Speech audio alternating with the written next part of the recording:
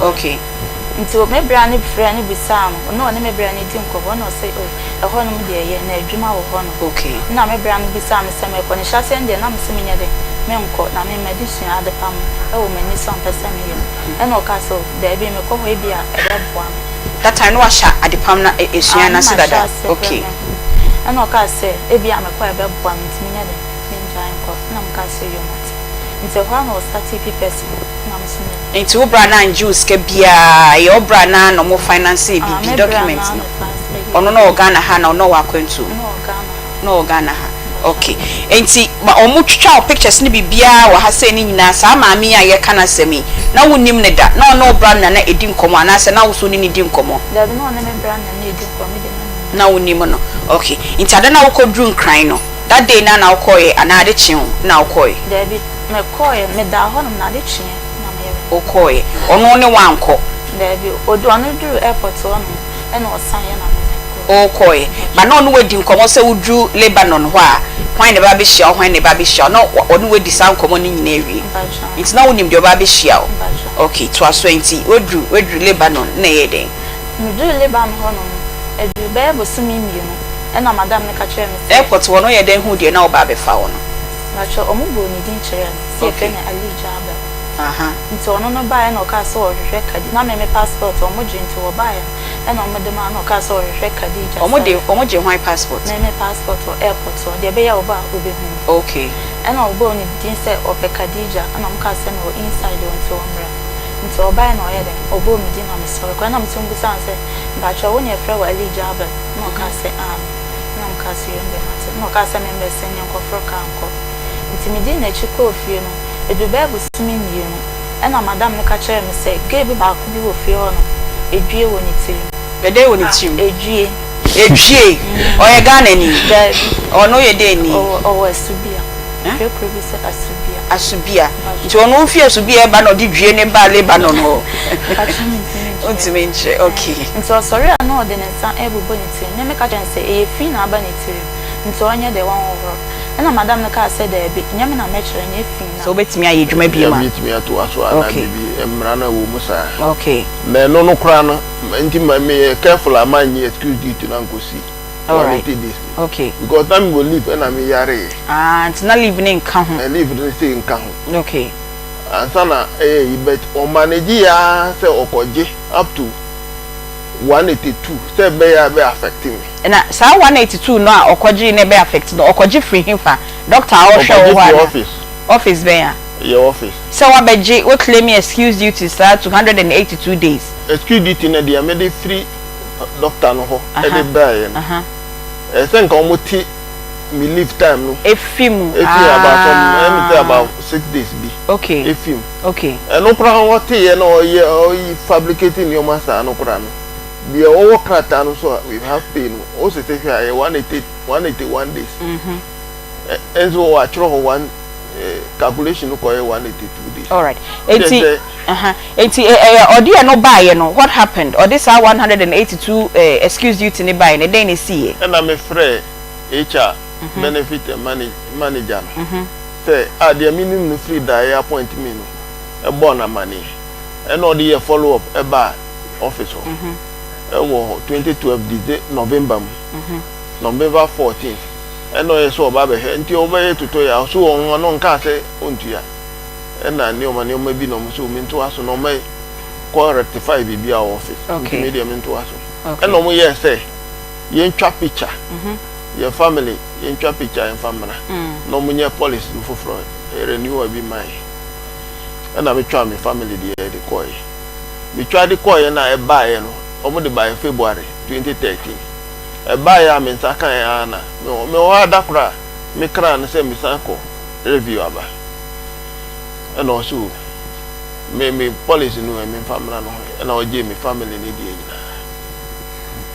but if you want help, no family health insurance, na company ni yema, obiano,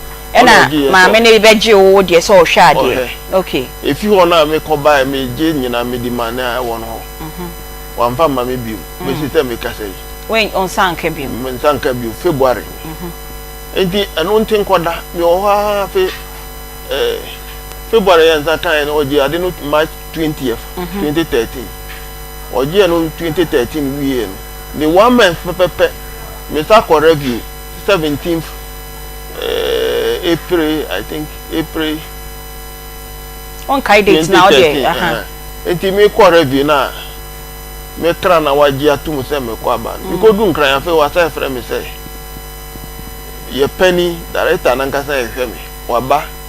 afran place wo hwɛ me. Na me so me so abedun kran de da.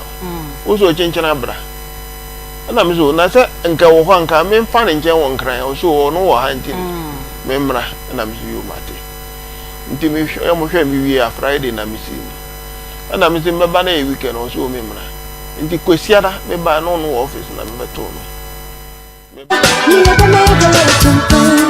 Come me copy and cosiri, come me copy and cosiri, asenti and cosiri, and you bring and cosiri. This Akoma dance your na yet me diatina order. This Akoma dance your na yet me diatina order. Akoma ejo, Akoma ejo, Akoma ejo. Me ever me Akoma ejo, Akoma ejo, Akoma ejo. Me ever me oh, I thought that one ne kwanwa. Ekwa wara na ebisa. Mesa fono, ye pe soft ladies. Me fono so ye pe gentlemen. Ye pe besia na no zinzin. Eka kra na waka 30. Uncle Bob say dem abasa 0. Ye pe be yin so on page my. Eka ka na wa de no ko. De ma ware ye rabazam kwa ware.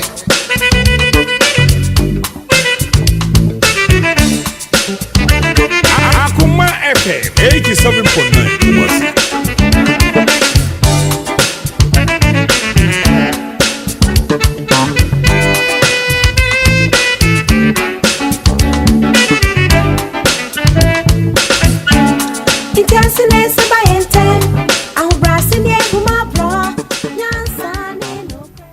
Asida enka asafu erade yeshe afi 2025 ase kakra odi atwa bosome de edikan no nyame adom de tosomienu no enso ene da etwato waye bebre ena odi amayen emu enyarewa emu ensema eya emu nsema ede emu atete ene emu hawo nyina no se ene eye 28 February de ye kacha safo erade nyina ne se asida kese pa enka ni din yemamu nyina aha ene fiada easy Friday edition of Akoma nsem ena yede ebrem na ye topic me de to ho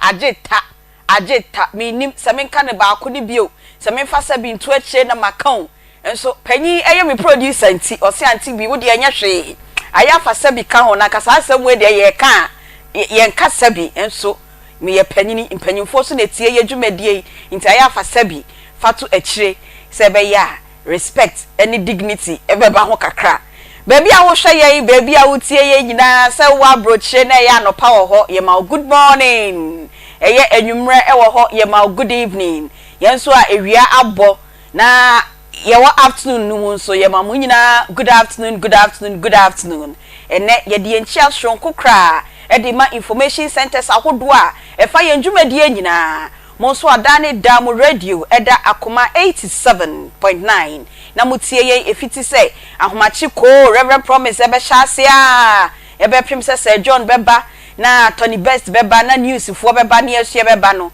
na ye sorry sports fo so aba no munyi mafidie no emfam free hanom ye da munyina amase na ye sre nyame hira edima mo se de bia da muntie ye na mundi ye ndwumadie ni ye fidie ho adanse enso fa nchafo fo se omo kira de omo kanyansasem omo kan sama ye pese yete na mo kan chenkofo na nkofo so entie yen wo pese wo de wade ton de enso eba ne ebo hu de huroma wa ekwan ne ye bie ni kakraka ekwan da ho fabra ne em ton wade a ye mbo wade ton de no ho de huro emfa ema ye okumase askwa ye ne shopping mall main entrance no na edi enhwe ni mu ubedu ha ne ya bronsan kese wo ho no ma Akoma FM ebo ani mu se kakraka rem na kase oba na wode wade ton de eba ye mbo hu de huro emfa ma ye bebo hu de huro de ama sika ketwa bi na ubetua enso bo se wade na woton ne nipa fie chichichichichi ebeto na wenya ho emfaso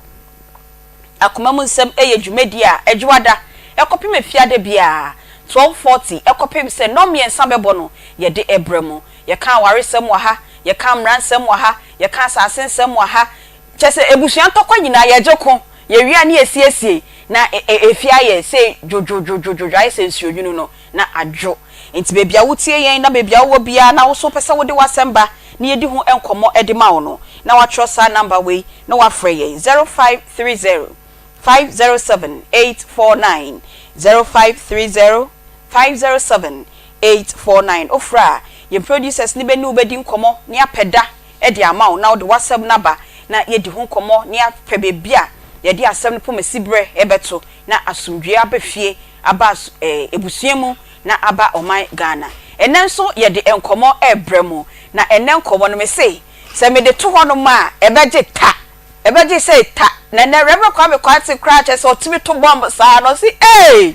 topic we die anu ade you see the unwise husband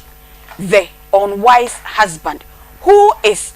the unwise husband why ni be ma sabio na nabila sa me fa sabio nkan esa nsempanyimfo tienti ntimpamacho me de sabio kan sabio be ma na adwene wo fom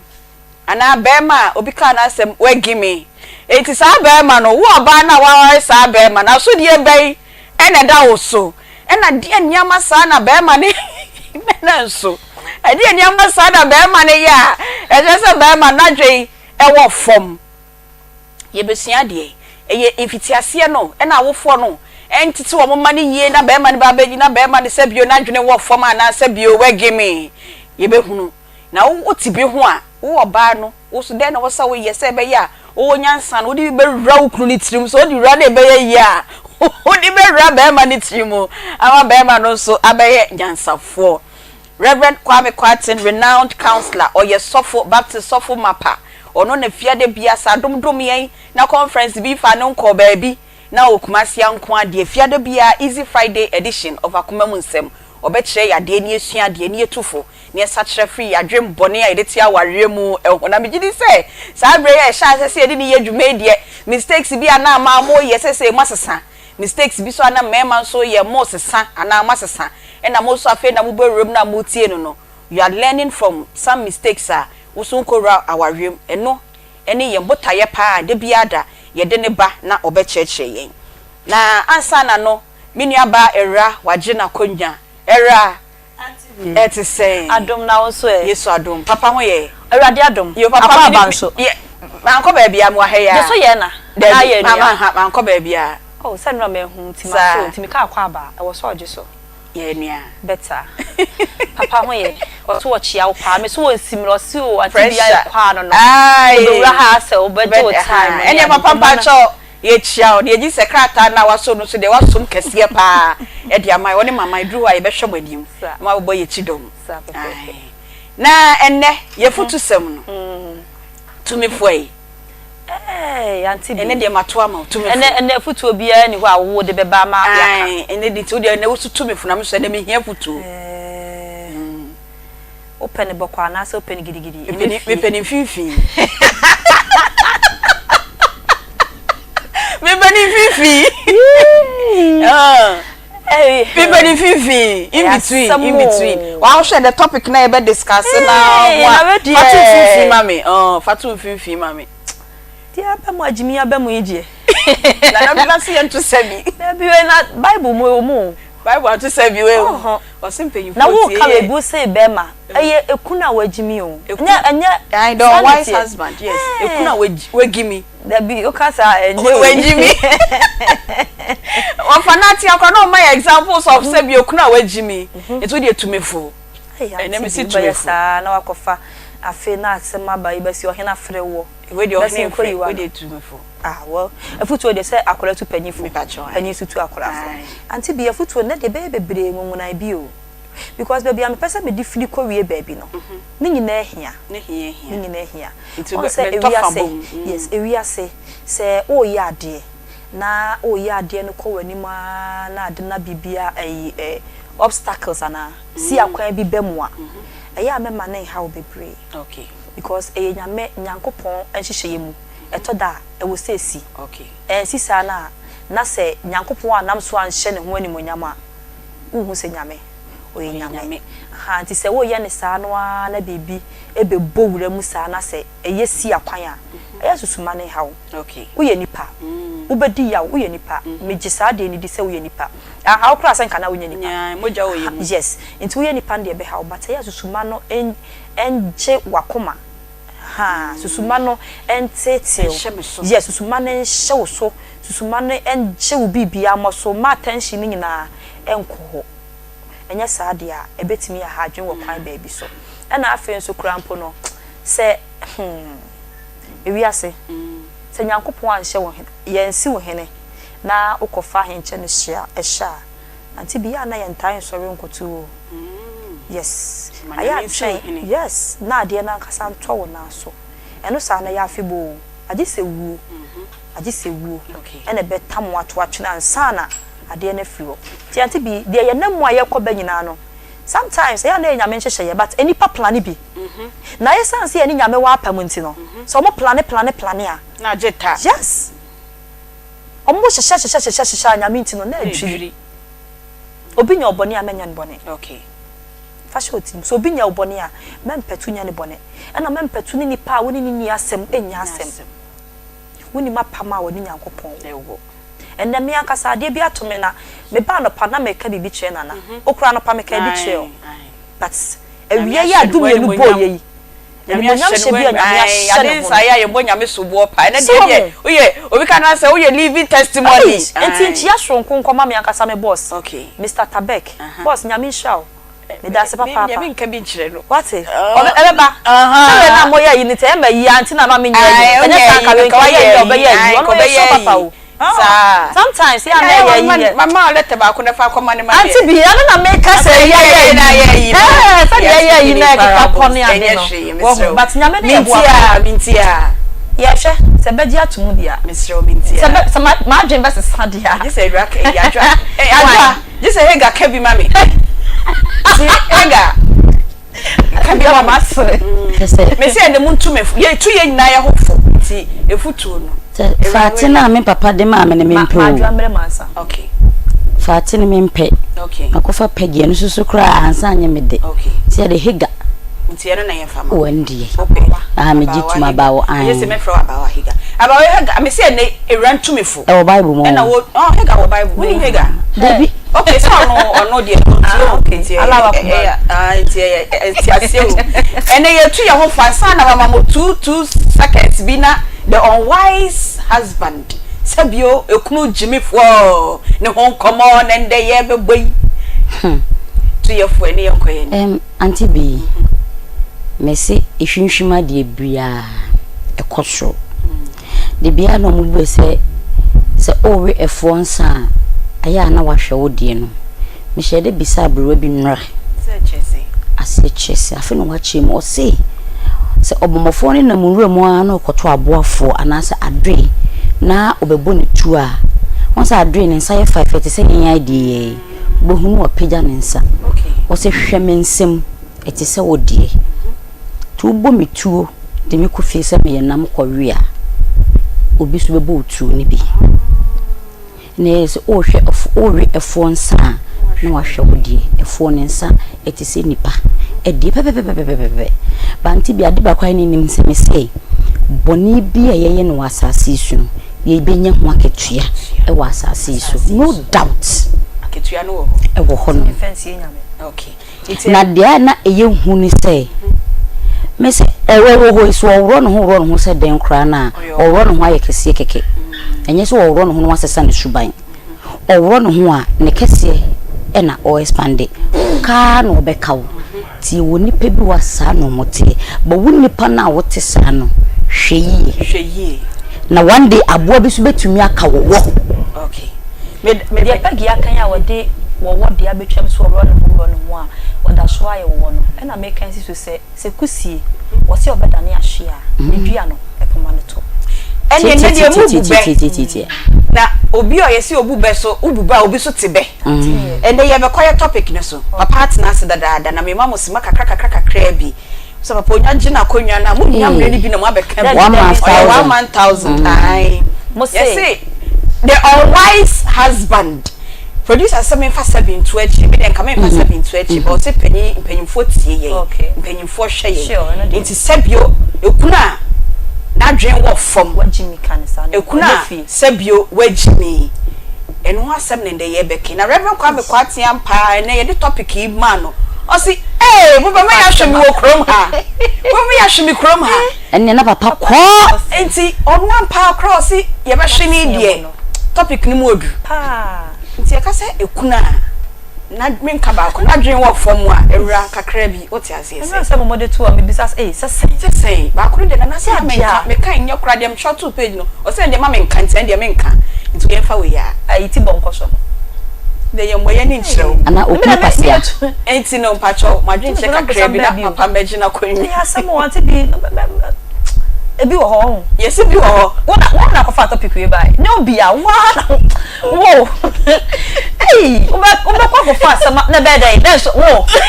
deserve wo di ai ko bia na obi o ti le funu di ma na le funu no white husband we go reverend message ni we say ya ebusia Aunty Bea yes asem di se be ka se be ma wale fo jimifo a ha na adwen wo fo ma o yiti bonko so a na je se wo di wonka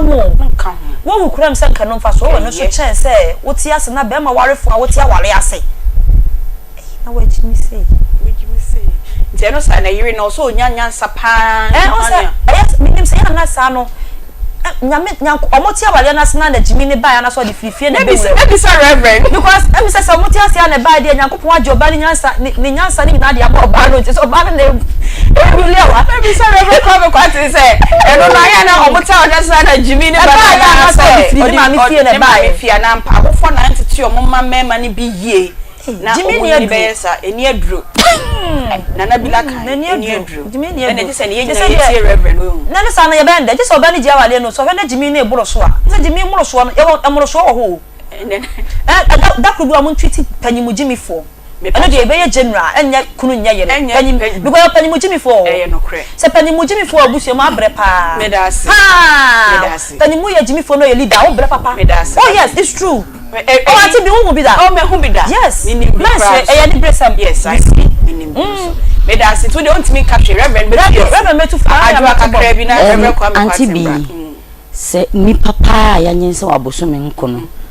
na aso ye this wedding this na bila ka se eya kase bi no nyame nim ensem fata but me meti me kase sometimes if entity no asha se be bi wo ho no mo a ya ye no we die yen kana sem yen bone chem so we die o kan be say obi wo ho no ma wo pade o ne ma me ho no ma me obesu ame kuno nkonfe twa me no ji second wo junior ho ma me junior de second ba me so o de sa afi de o se ma ne fencha nya so obesu oni ne yiri na ma ne fa ni twa me nya so obesu medase oni ne yiri na mukra no ka cha ne maame disa ni maame ena dwene ma no disa ni nua ma ena dwene ma no disa ne namfo da bi sani pani Aunty Bea oni ne te obre kasi echiri ma yentimi no mienu yentimi enti ye jai ma reverend kwate okay enti ebusiafo ye do maso papa enne eye Friday easy Friday edition of Akoma nsem enne Reverend Kwame Kwatin as usual owaha oba be che ade ye ba besua ade nenne ye topic a ye discuss ye say the unwise husband sebio ekuna ninim de na dwen na nyansa ewo fom ba ko de mintimi enka bio omo se be ka na mato sebio be ma wegime enti ono sa no odifi awoyem anane mamne papa na antiti ni yie ana abrabobu na ama na nyansa akofom ninim de akofom enti wo yo ba na waware be ma bi sa na wo ba na so die ben e na eda wo so sa enkomoi e na ye ba bebo na Reverend Kwame Kwatin waje na konya Reverend good afternoon from Valentine me hu ai me so ma fio papa boko de de okoye wa akra no se ko pepepe ene akra fo ye da wase se moja papa ma ya mana se abakuma ase Reverend one pa ye send the topic ma Emma onka Bendra producer send the topic in my feedback no say hey na de ma asama to ye Reverend Pacho ade sododo ana topic no sododo yeah topic no eso na emu nsem aba ko fan sempi aba emu nsem de ko fan sempi aba e ma ye betina asesi e so ti o mukasa na sebi wom o mu ntimi hu so o mu ka no tipo nkoso jeje ntwio se Jimmy Fu ntimi nka synonyms no edoso semantics no edoso sebi eso bema die bema the word bema anya me born se ne sesusu so wo the f word say abrochire kura no ye nhye that we use the word foolish ka f word essence ye kase bia ye mfa ntare bema so okay enti asante ha so your ba na wano kura hawa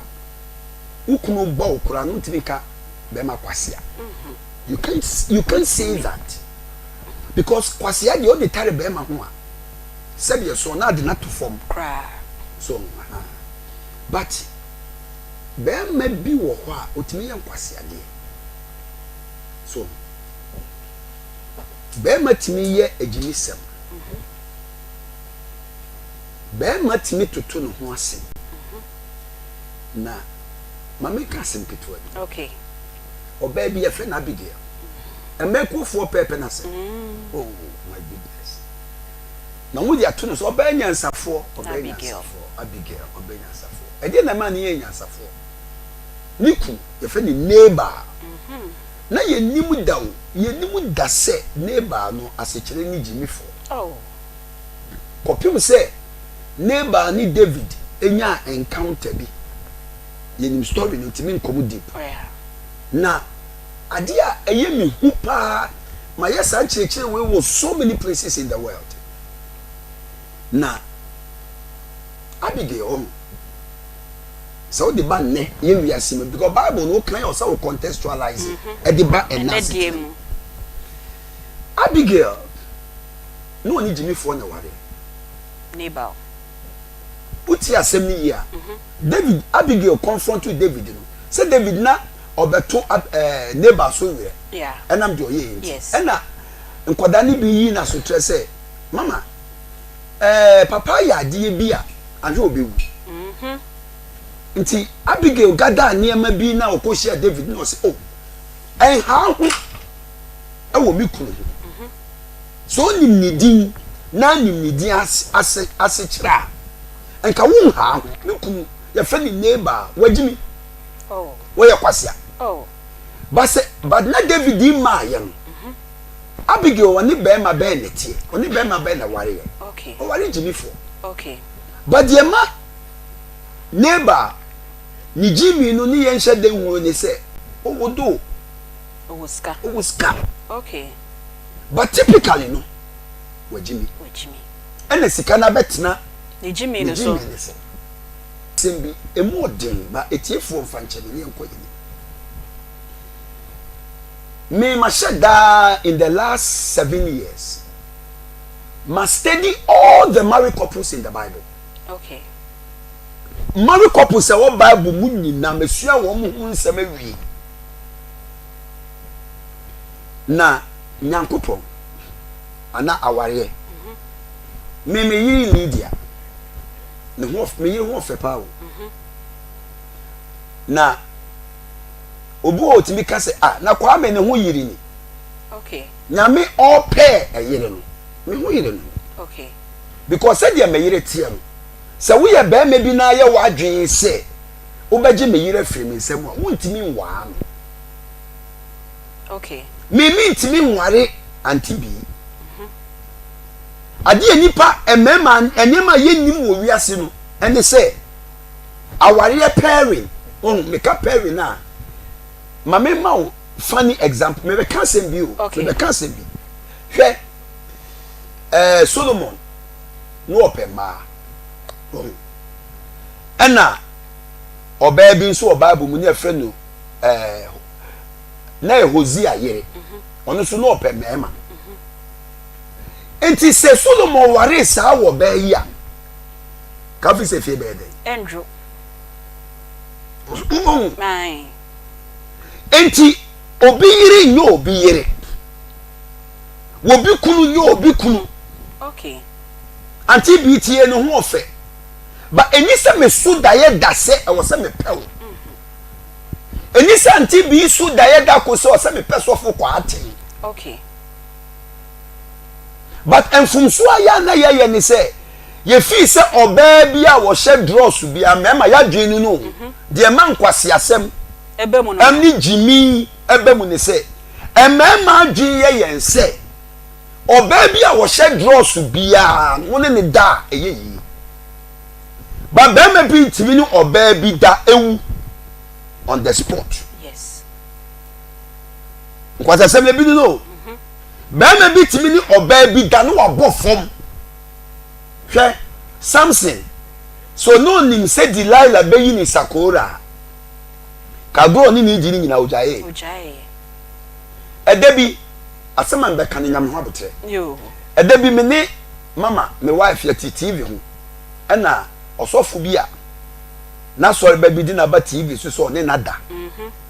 na osofo no o TV so no wusu na me ka kire me wife say the soon asofo ni su eni se ko su ne time na oye advances e wo girl no ho and also anko kai say e beduru ha tinko cha chensu ho exactly okay Aunty Bea hwe metie menya perfect ba me wadwi bi o metire mu say me bai e bia ma beto young girl bi asebi o na dwini mu ombre a me kasa me pen obepene le bia ma dodo no a ma dodo no na me de ko hotel bi le bia yakoye bibi be 1 hour ni eko ma jimeni 1 hour ba me metie sesi ye se me ho asem beto radio so a pain na e di bebre me no eso chen 1 hour enije no a me nya ye no okay eti me ya me ka che mo se oba akura wo wuro wo ho a enye makono because baby amedu wa abrabom no se me ho asem beto radio so a eye big news e chen enije 1 hour na 1 day na me koje no ba ememe bi nwini sa obeji na ni 1 hour but ohawo de bebre no any lifetime forever meme jimi for me bi no me da se na me ba masem pot na me se be okay Aunty Bea se wo yo ba na hia be ma jimi fo a etie for sebe be ma na dwimu omra wo ba no aje se wo sa be ma ne ho ko nanim edwe ma no okay na ye bi se ho se be ma jimi fo na be ma unwise on hwan number 1 any only be ma oye decision a ontimi fa decision into table so and analyze and assimilation and judge decision say adie ya mi anamo ya mi tu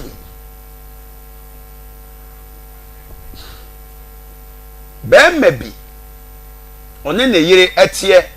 a wo mo bobra no wa fa ne yire chi ene oba bi nso awumienu be ye mfie be ye num onim so obeti make pu secret no onim se obeti make pu emema gbs adie na me ye no o meti make pu secret yachino o mesi yachini afei bema ya efida ya chill no na no ne wife say zofo obeso na pa na ohuru nkukuo mu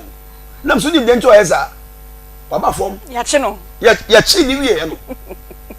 ahobrasi aba na me kache ni wife say oh emema dubre bi ade bi o se mo ye ne first amonyam yachi mu wie a na ahobrasi bi o se we be first say de edu anwumra wo nko ba bia o. This is what makes you a husband. Se man say ya man Jimmy ya kokoti Aunty Bea kokoti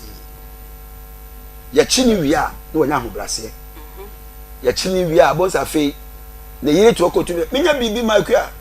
mento ne mama eso kane no a yanchi no so decision a be ma be make emema bebre omu decision is selfish me ye bema ntina bema bia national anthem minim nyame ye ko anu tu minim nyame ye minim nyame ye nti bema bia no o make unwise decision a ebi ni David na me ko David mu kakra ewi ase won ti ne me bia se papa ma di so for 33 years e debi ni debi se menti ase se Bathsheba me ye buku bi ni tati ni Bathsheba adwaye ani David ahimfie why na see Bathsheba adwaye me buku na mum ben me chese adwaye no na nkata so ana yani agise buku ni mu mate Bathsheba bebe na adwaye si ani David abro san na himfie bebe asie eye den na David eni kotu sa one afternoon eye den na sa afternoon na David ni nam na bro sa so Bathsheba o dware nwanwa enti edebi wo ho a ubehia wesan okay ubehia onsohwe madam fo sofu bi aya odi ma ho agoro one day me ka che na se odi ma ho agoro se ebi Aunty Bea tuwe obetimi enya be 1 month aba ufie o se wo pe no oye onyema bi asa wo be pin no a o se ma wari o oh na one day me chine chance nam se sofu when jai sade we a wo ye ya o so sofu kwati mi de o ba bia antimi nam se we unhia wudi laila unhia wudi laila se unhia wudi laila o do be fefo hwe menya minsroma but we are bema enti bema bi oya na maadi o magimi maadi ni sa we are bema pa na o pese o ko ani mu abrabo mu anfa ema asem ni agoro ema bibi wo mo ho da ko mo ma me kwan na me kasa asem yo nansen event bi si mi fie enti me ne me wife mama yare kakra ama okot me de ne ko me ba pani no unya ni problem nti ye ni surgery en okome ba penny ho be 3 weeks bi nti last Sunday na me ko fa no Sunday ne ko fie ne ye ko no na me ka gu na so mi se mama me de me ho twi wacho afi ni wasere me de me ho ye se me ne da yo me de me ho kura twi no keke mu ema no munim de wo mu nipaduam ye wo electric bi in fact edini a magnetic effect ewo mamu oh na die ntina be ma so obahia be ma na ejimi no Proverbs chapter 30 I think verse 18 was in niema nwanwa wo wiase eye 9 die to so 9 Solomon so wono kra won ti ase se be ma hia oba ejimi se mo oh sana na bila bejina no o se say itina de bi oba na opeso hage ye no wunim say abrantie bi wa so oba ansa oso oba ansa yapo youth meeting oso oba ansa ne nante kura koja ne kwan na omo party kofia be me bo ntimi nda na ade ache oba bo ntimi nda na ade ache yensa ne so keke no wow etimi me search afofo wa Assemblies of God yesofu penia otete efe no Reverend George Apeki wuso oba nsampo obetwe wasen adie bi wo ma ho ana adie bi wo nipa ho ba ema mo de no it is electric okay ti be ma nipadua e ka wo be nipadua on eye simpi back to the American Bathsheba adwaye me ye interest pa ho Bathsheba adwaye David ahimfi Bathsheba adwaye ne se na David nama ahimfie ni so awia na otu ne ni na Bathsheba adwaye Bathsheba so oye obi yere na Israel ansa na ubedi ohene no criteria ba ko a qualify wo ma wudi ohene ne say you know all the laws of the land by heart okay na David nim said thou shall not commit adultery onim se wonim mmara no a wontimi meyo hene wo Israel nti onim thou shall not commit adultery enti David ohun se Bathsheba dware pe ana bibi wura ni mo ye fe na kono ana David suma se de bo ankase enkofa no obi nkoye enquiry beginning ni yankofa na ma osuma me ekoye enquiry ana enquiry na beka che ni se nana lady na o ma me ko hwe ni waware ana o call second step osuma nipa 2 mo nkofa na wura question ni say David awaye ohene ohu Bathsheba no ebe click on adwum say thou shall not commit adultery onza number 2 yankofo oba ne mra no ebe san click bio thou shall not commit adultery but we are bema sebe ahambeka sebe no ensun we are ohene mpo na say jimi sem ne ba amu a you don't care say waware wa nana wa wo hene kura wo yire wa wo hene no kura no ba bia waduro no sa anamona wo betuo no ebetime guwa ebe guwa ni masi ebetime mu akonwa eho abafi the fact is say ade na ba mu no you don't care na de anwa ne say ye de Bathsheba eba Bathsheba ni idea bia what was going to happen there but me ntwanitia nana oni Bathsheba ye de ombe ye nyina awi na Bathsheba ko ni fi bosu so ye en ohu say the period ama onu so suma wo bi eba nana wo se nana agro na ye di ye no ya beni no se nana efa plans unwise decision no enti ofa plans ni se na ye nku nikunu na wo se etie for mesem Bathsheba kunu Uriah no ye soldier ni ketwa a wo mu ku ne commander ye friend Joab the commander friend Joab Aunty Bea tia semini yo me tie pa Joab e wo battlefield dan ye de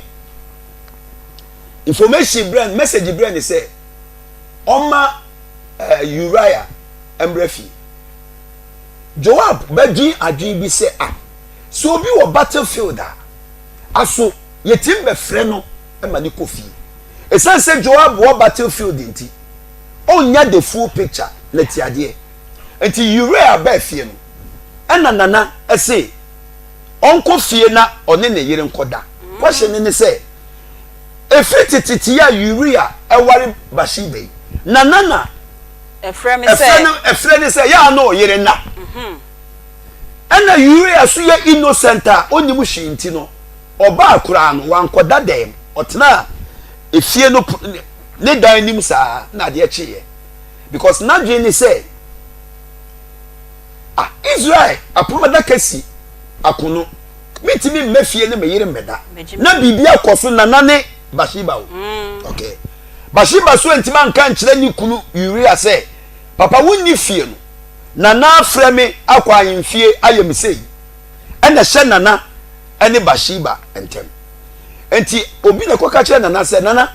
Uriah wanko debo do say yen so see ku Uriah ena ohine kiro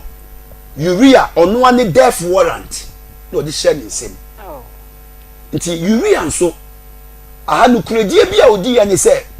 onu akura ne death warrant enso wambie letter no so anhwe no de koma Joab ti letter na na sema wo mu ne say letter efremi na nawo mpacho Joab me na me ye ohene fa Uriah gina akono ba bia ye hot mani on said Joab medinka ka say ebra e be fra Uriah kofie no oye commander on tiase but na dwiri bebubu afei also tie na nanti or the Uriah gina the hottest point am yekunu David tie say yekum Uriah pe ena okofa Bathsheba say oware no e na Uriah beka say Joab beka say afei na Matiasie dientia nana ma ye be fa urea ko fie nyentia na nama mekum urea say na na pe urea yiri awa no afena Joab enya the full picture na me question say ebra David yesa nyina ne nyame we anti bi den nyame we ohwe no so wuni anopa bi those days am ye know me know you na nyankopon de sa revelation ya ma me na me tichi MPB wo krom ha me ntimi mboni din na me kire nyankopon the way he punishes especially men or leaders when we make unwise decisions. Ma me fa sa asem wo emfentu osofu bifu. Last year na me ye ni maybe wo social media so. Na me send messages bi ma asofu nko na me friend no marriage crusade. Na me share me ye be 5 episodes. Osofu bi di matem. In fact, asofu be miensa na mu di matem. Na me tu asofu before. Because me asofu. Me nya perfect on patch, me nya perfect. No me weakness, but me tu asofu before. So we asofu on. Na udi ma e wo wasori a. Especially udi ma e wo wasori a. Nyankopon wo niema fo a obeye wo. Okay. Asem na make on radio so a MPB frame me. No say Reverend Kwate anope me to kwan yo. Makra me yire say me ko enkran MP. Na me fa me girlfriend bi wo KNUST. Me tie won sem no a me gina KNUST. Me ntimi drive. Na me say ndie mfa gen. Ebra David e free bra wo hu Bashiba. Ekosi dia me beken. Number 1, God was looking at him. Okay. So we are suffer. Asma me kama suffer to am. So we are suffer. Na we di ma wo wa sorry a. Nyame the first punishment obehwa wo saa ye friend the father's look. Okay. Nti suffer bia wo di ma bia nyame hwe no. Na nyame hwa na wo nyaye a or the second punishment your friend no father's rebuke. Okay. God will send somebody to come and rebuke you. Sometimes it me wo yere, it me wo driver, it me ya usher, asori baby I will nim ye koso. Rebuke you. Obaba rebuke you. Say nyame e show o rebuke you no went ya e beba third one. You find the father's rod. Rod. R-O-D. Nyame ba bo aba. Okay. Nti bo say obama o yare. Ubenya yare. Ubedampen. Wo yare no wukura wo nim the cause of it. Nyame be ma wo yare. Odo be tumpe, wo be bed reading. The tosu 9. Say one repent here. Your friend the father's uncle. The father's uncle then they say God will take you home. God will take you home. Okay. Etie for Safei na wodi we fidie na ato Akoma 87.9 na wo hwe yen enso ewo Onia TV a eye Akoma mu nsem dwumedie na enenso ye de ebremu. Yaka chem se Fridays day aya na eye easy edition of Akoma mu nsem yesua de pa relationship honkomo na ye frɛ enimdifo beboa yen na ye di enkomo na topic on board yes the unwise husband sebio ekuna na dwen wo fom ekuna wagimi no na Reverend Kwame Kwate oni yen Asia ade ewo ho wedi kiaka what makes a husband unwise and ose sebio ekuna o take decision anyansa enim eno ho nkomo na ye gba no na ye beko Dr. Mensa asuye ye ni omudi enkomo hwie a ye besan aba na Reverend Kwame Kwate ni atwa so the types of unwise husbands are ye wo na wo oba na waware unwise husband no wasudie eda wo so wonso eden na wosa wo ye se be ya obi abonte so fo ohu se sebio wukru na wawa no na dwen ewo fo ade na ta wo si asem no mu ade onti bi da na ya wanwa papa teria so de wati bi da atade o si asem na wanwa se me ma ne sebio ya ne ebi ma dwen wo fo yesi ebi wo kroko da kro ne obefre ne maami aka che ne pese me ne me yere da o me ne na ne no be ma yesa na dwen wo soro onya sasadru Oh, yeah, they. I thought to my young Peggy, I don't know. I saw someone carrying my say, oh, yes, I drew. No, it's also a bit that cheap. Papa, and I will call that. This is all about working. It's from my Miss Amanda and Pessamini attire.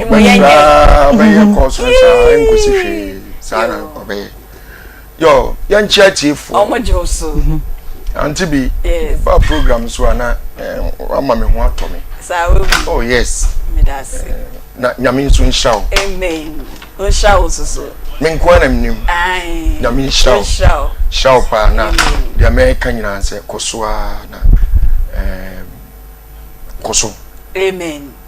Now, when Yame, it will be baby. Amen. Amen. Yamin shall. Amen. Yo. Yeah, chatty from Dr. Mensa, Dr. Wonder, Yasue, eso. Shama me be ye can our rene and mema in some year. Unim say a drum may be a yes if I won't bought yes now on tongue. And oh, now a drum may be in some penny for a catcher will say, Found bossy kenny. Now, Sunyeska. Yes, Mammy be drum may be not on boy. What to hear, Musa? Obetre him, sir. Nemo bomodia so do yonku fuo nyina ayonku afo no. Omba ya yonku a nyame adom wo mo. Na won so nyame adom bi. Kakra aso mo so om de kakra nso aso so. Eye sa na tie. Ani ti dia make nyina nse onim se eduru me bi a se aware fo mienu. Se obi fie e wo ohaw ani amane a se oba no fie wo hawo ne amane a se nyame amwa wa wo bema no obenya sa hawo ne amane no okay se oba no fie e wo amane ana bema no fie so wa amane no hawo a ohia buburo enoma utim se emfa kwam utim se ne ma ekwa ache wo fie ho se wo oba no okotomu a wan hwe yi a wo so obenya sa hawo ne bi eye sa na tie ewi se oba ne bema nyanya nhyiamudie pe omaya apam abom ntem enti wan hwe ya ohia na bema no wo mu a wo oba no kwan bia so obegeti bi bema no e wo hia obema oba no so wo hia mu a wo bema no obenya bi ni nyina se eba ne sa ma me bi bomodin se wo obede wo ho afiri mu nya se hu gya ya ware no nanso no de wo afiri mu kwan be so na abefa so ama wade wo ho ni nyina nse ubenya adura no nam eya bibiduro ubenya ahan a ano nam na wade wo wadwira wo ho ama wo ho afi na impo ohia na wo na nka wabusuan no wo nyame aye wadom ama wo so abaye odefo wabusuan no eni nti na to da bia ma me bi impanimfo otimi ka se wo oyabusuan no nso no ma yes because betimi abase nyame aye wadom wa bompai pabi wo ba bia wo mpaye no afa enti ama wadom wo afira busua kontonkyinum amenne wa beye abusua no ensoma e de ama ni nyina nse ebetimi aboa wo se ubedware ahama na nyame ayo adom no wadon ho ene ne yeka ne sasa bedi wachi sasa ne bedi wachi a wo be ya wo be koakoa enye yie na emom nyame yo adom ma wo dware ahama no wi a na afi wadon ho sika wo ne bi ne abusua no Aunty Bea wo benya bi aware a wakọ awaba no nyame be yo adom wa aware ne be gina adwuma aye basa wo nua we so masai wonko a wo be so sa adwuma no ebe yie ntu akoye abusua no nsoro makese eni nti na Dr. Mensa aseme nkanche wo se wo ha we wo abusua mu o wa amane bi a ajejew na fe wo yo ho hwenye yi a bra be dware sasaduro na wo nto ekwamu miema we enye duro we enye hwe sana onyame aye no ye wonuaba ene ama no odin udi dware a ma me bi wo hontansan nyina no ebekọ ebi free ho ye benya nko bia Ghana hakra no ye benya nke ye mfamu ayi play na nke ye spray o man nyina ye nyina ye nware yes ye nware preko na ye ne ye ho free ahokyerem eye sanete ma me bi ye nhwe yare a watundin se halitosis eye yare a ha adwen papa ma ye nye ho akini yare na ye kan nyina no eye bibiduro maame eye ahama yai Dr. Mensa eya amanim dia wonim onyame dia ma no and ama wakotete no wajam odi we fra we no odi we afra we osida bi we kasa na nanum bon a me de ahama we mana ebetimi ama aboa no because yare edi ni panya ma me bi yare asabi ewo ho a wo ankasa ohunu sabi nipa ebe wo no ene timi ka cho se na me hu se asa wo kasa wanum yi nka ne ka den ma me bi sami wura ne me sabi na me wo sa ha na ma me se wan wo kan ni ya de bia me no benya ha wo nti eso nya abotre kwan so na wo ka kire me de otan wo de obeka ne simple me de phone kan free me so ko na ayesa ayen guase yare wo ba ya so ya ayen na wo twemienu pe ye de aduro kan wanu ano no emma bi mu da me sure bo wo de do pese wo de tusu bia no fabra betuso na ye mo waduro na wo twemienu ma mi bi ye hwe omo de hye anu nu bone unim se na wo twemienu etwa me kodu kudifa Dr. Mensa Daroma ye ni nyina nse omo a omo num nu bone enya asem ketoa enkwada nketoa emma emmemma nketoa omo num nu bone ana nyame adom amanfo bobo sika no anom de bre doctor se doctor bre yenro me ankasa na doctor ma me de koye nyame adom mi kodu yes krobi di se kwadwo ose kwadwo yes wana me ko fa ya na me ko wura mu enya asem ketoa enti jam pesa me kansa so de hye bi num bone ama me titru omo mu wa kwantu mu no enu bone a omo num nipa ni bi enum na ama omo ababo aye basa no ma me bi bra ya so ene emfa druma eye 4 days pe de akiri eye nkruma ene nkate o ye aduro na wontimi ni bi na mom o ye aduro no wi a obetimi adibi Dr. Mensa ye wo kotwi ye Guinness Depot ho ne wo enkran so ye wo Madina Zongo Junction ba bi Oman FM no ye wura Canada Japan abro nsan no no wa ne wo Dr. Mensa number is 0244 92 12 69 0244 92 12 69 yes I was 027 11 73 551 027 11 73 551 your last number is 0532 92 8095 Sasna odofobu onno wa chinchina bro wa pawo ayane dadwuna no kwada na wada wonna Dr. Mensa se fa wo hawo no dadwuna ebra na wasan se awo sande wotenete enne doctor na nyame nam so doctor kura na nkwadwo economy ensa odofo edi adanse ene kyen ewe mu bo modin so do ne be che kotwi Guinness Depot no so abawo afa ho afa oba na de bia ye ka awo sma de ni e kire e manko a odofo hye ne so se mema nyina ewo awo mu ha san se be me bo mu a ne hunsuo no entimi emfa ema emafie de bia de bo so tre yo no agem odofo ayanum guasesem Dr. Mensa se wo dada na wo ha nyina eto atwa foriche na hye ho na wo de aduro ne ka wa bibi bia be kama amotimi edi adanse a kire woni bia wanti Dr. Mensa enka sa so odofo bo ma ojonso kete so na junso ko bo no krade ne ema junso be na junso nkora junso enti ko fia ye hu de wo junso ye Dr. Mensa se junso ko bo de wotenete wo de da krope o de aduro ne ka wa wo bo de wo kura odofo obo mo nya akonya senko ko de djuma e wo baabi so esan se wo junso enti no ta me so se wo be kwa wo se baabi wo ne ho pasa se ne ho mfame mo ma obi nko wo bo wo junso onim se wo kwa enim guase e be ka no fa wo ha no dadu nyina da Dr. Mensa wo ne be ji wa yaresa na wo so di adanse pa kire obi a wanti Dr. Mensa Herbal Clinic enka sa so bo ma ni e ha no de bia bo so ni no wo posa na wo kwa ni mu wo rese ni nyina ya dia tu mi se koko ya de bone pa ni set ni nua mentina ho ema wani enu de science eni ni pedua ekania Dr. Mensa se oba na hye ho wo di aduro ne ka wa asie betu kwa ama wade ho sa so bo ma meka se ni agi os me de mo me yare suo ofo mo yare suo a enche so ba Dr. Mensa wa enyeye bibia betia ba Dr. Mensa wo abaji na yare sta ewo ho na Dr. Mensa se wo ofo wo emudu pa ni set du bo fredua twem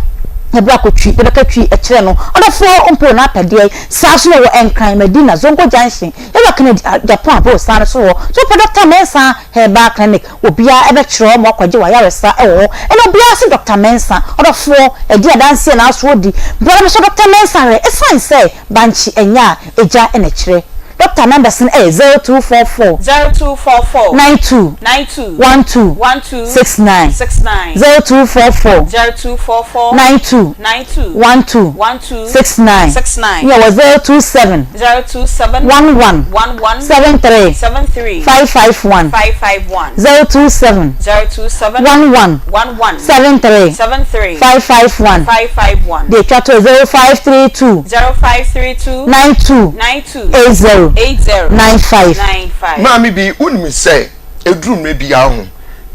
Ghana nyame ache yade obia esa yare ura ha osakoko ura osani ura ha na yemu sa se wan so na service enum kan so yare osa Dr. Mensa wan na enubone yare osa Dr. Mensa wan ena ye kasai Mami bi we are na usto they say we say show when you know to be cry and then so ba me when you when me na me dey tie pa ani enije ebuam enije ye ho so toye wo sa kwan no electric na so for can be na kiki oh nti Mami bi edrum ya oyodu ye for amaye modin bi na ye mfanka asem seni pasu masidie utimi sawe eni nti adofo ne etie for munyi twi na monkwa ya so ye ni nyina ne se Mami bi anigi sem ne se ye wo 30% discount okay efri nra ye ne na hotwe wow Dr. Mensa so 30% discount free odo offer Dr. Mensa numbers ne dia to dwa no wo ti doctor yes ampa abupen aduasa o de che doctor be che yem for number no to dwa kra na fe yem page mu numbers ne 0244 92 12 69 69 0244 92 12 69 yes I was 027 11 73 551 027 11 73 551 your last number 0532 92 80 95 Nyankopon show. So papa. That's an obeti ejatewia many ata from poma ni ejatewia Aunty Bea so nkase ya nyame ya adomu a yebehia papa ene akoba mu nsam dwumadie easy Friday edition no ye kasa ede afa the unwise husband sebio ye de ba ya kan kasa ni mu a yesme fa sebio to akire ekuna na dwen wo fom na nyansa wo fom eno ho enkomo ena ende yebo Reverend Kwame Kwatin wa ha one ye na esua de edie na bema bi ya yakase sebio ekunu we de na dwen ewo fom na oba awaware bema otisa no so eden ni den ene wo se wo ye se be ya ungu nanim ase ewo bedwem ehon komo ena yebo we dikin aka first one de echese bema na dwen ewo fom na ansa na ye beto ayen komo no so ma me fa onko God's way funeral home minimsa sabre de bebre na echina musie modehye na mmomwa na watwe edi yanimi bosumi edi yanimi wo afi na obaye odihye bia yie na wo pe baabi atofundaka se ya broche de Ghana de na eye God's way funeral home eyie ho tutuye bia baabi ebeye yie ne decoration emo no ho decoration na tade hese beko akofa no edi afi mortuary di aba de de beko esie ye ni nyina akọ God's way funeral home a owo bi ewo honom entade a omo be share catering services esi so fumpa obeye burial service edi ama wode hye ni nyina God's way funeral home say yen kancho say owo bi eye one stop shop eye ho tutuye bi akoho na omboa o kumasi asafu labor oben kokobo dan dada no emu udru ho no ma oso hwe uncle ato omo numbers eye 0243737457 na 0266194678 3P garlic mixture enso eye garlic draw waso a piwak natural akofa ede aba more garlic na mosini re eye modin enti piwak natural watimusu no na waye edro waso 3P garlic mixture e boost immune system no se be yan yarewa eso ebeti ewo nipadwam so immune system no ewo form a yare bia ekọ a obaba abechiaw na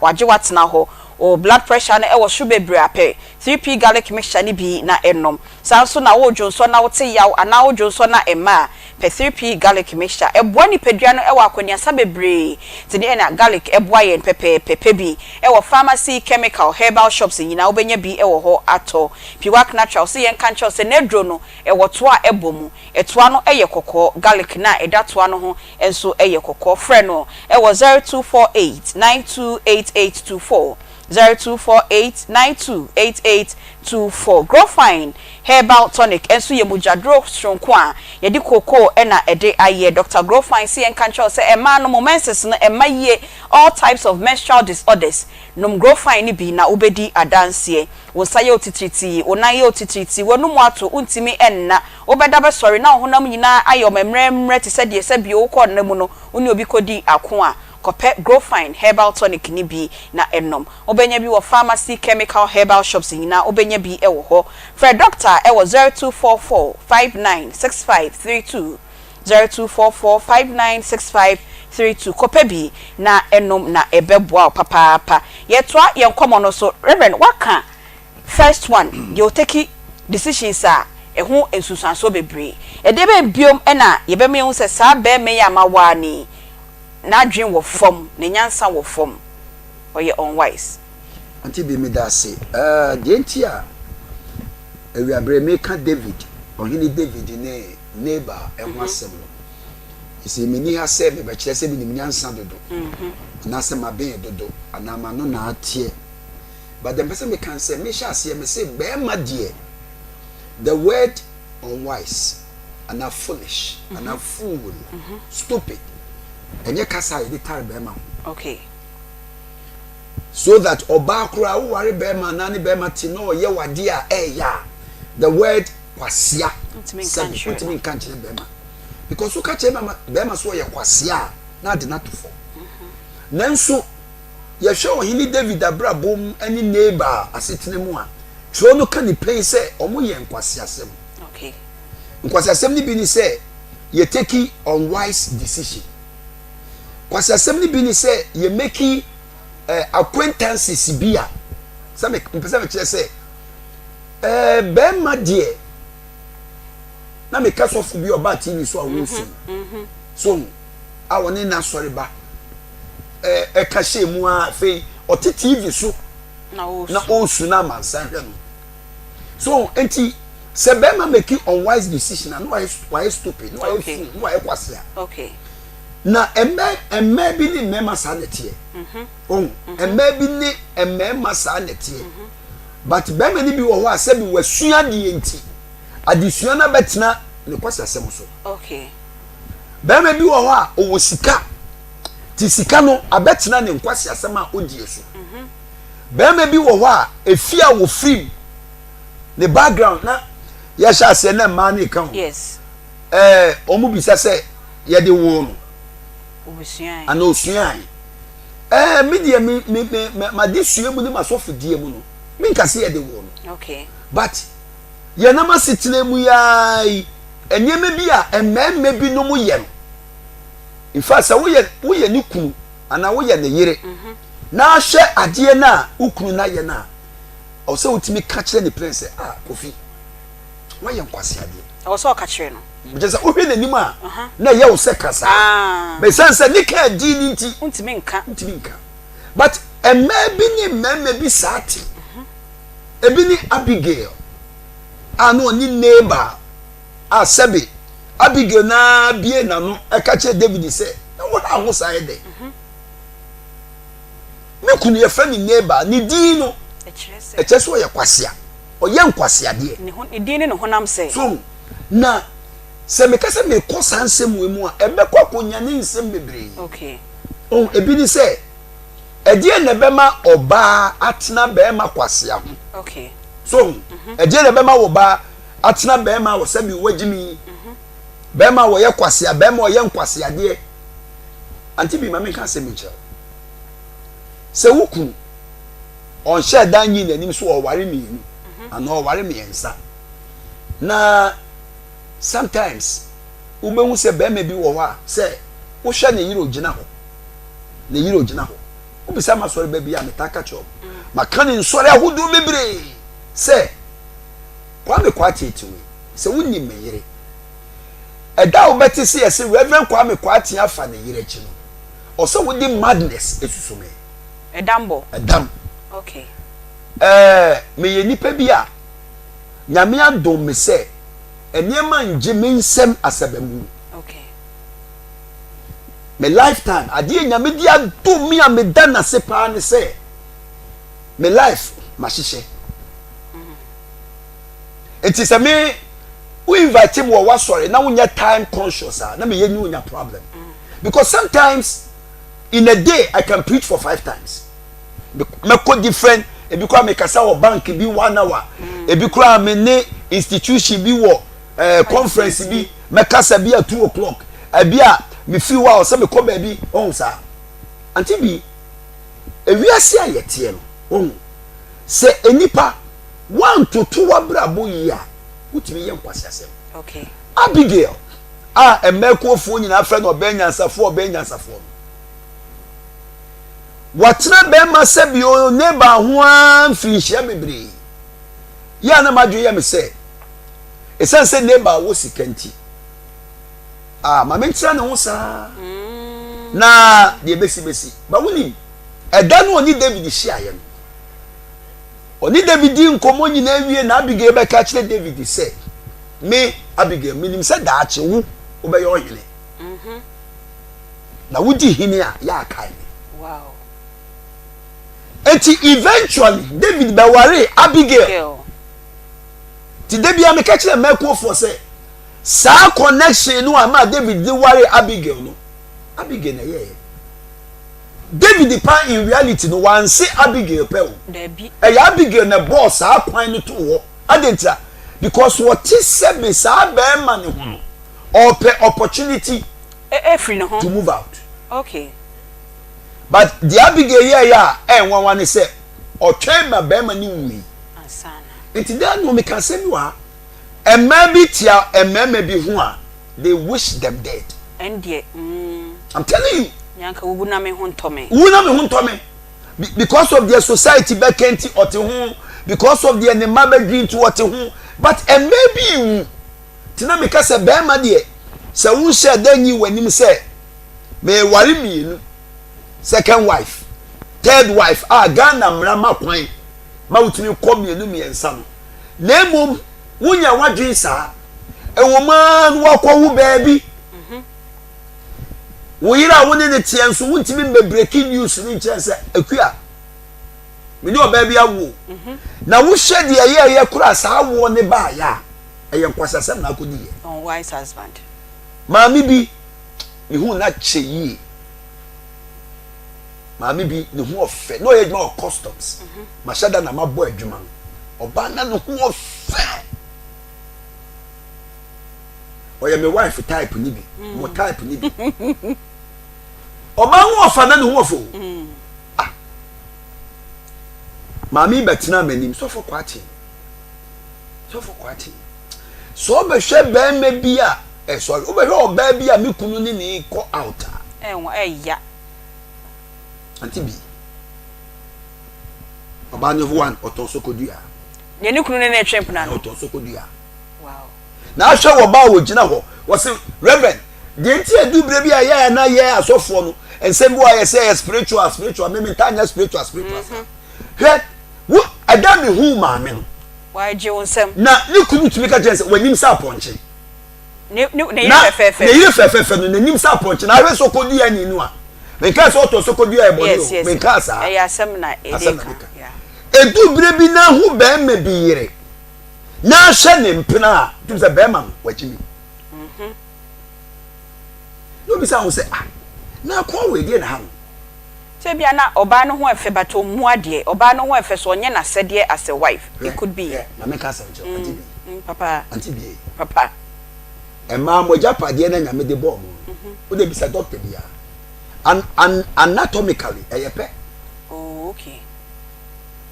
so tina make a cho say so hu me yire na hu se me twempra wo me yire chi a che se ma bodam because I am bisa me hu say Aunty Bea ti hoi woni me yire adie na wa Aunty Bea hu a ebi ni me adie ma mema di ma bebre chi nyina ya hwi o ayempam style Aunty Bea we ya no free wa bibia ni biem ade biem upa bisa be me bi opema say die nti na opema empemu style I see. Oh no ba we de me fro helicopter ni we ye me say na me yire de oda ho sa Aunty Bea de nti ane men sama me kenyina gina Bible mu ne say when you make an unwise decision David Nathan ban ho na me bisa say nti ebra David ni Bathsheba say oye nyina na nyame we na se bre wo mu a for time sake nti enipa 9 enyema David yem ho enipa 9 ena no omu nim ansa na nyame be kasa okay enipa nkron ti sometimes you make unwise decision bia ya dwe ye say obi anim hwe manager or bank ebia or driver opon adwuma na oni ne driver na fa baabi o mu tu kwan ni afa girl bi wo baabi eda wo misses obeya driver ni good no obeka say na yeah eda wo misses unknowingly onu abesha da say o treat wo driver fine no obeka say na kire oh enti David ebra nyankopon sorry ye say afedi David wakum Uriah osabi kasa Nathan ensemo okache David mu ba akopɛ na pesa beka echetiefo okache David say I think 1 Samuel 25:25 or see because you have done this sadia wa yenti wama atamfo ebeka se etia onyame ahani baby o say nipa bi o so we be man now make unwise decision because of the unwise decision you have made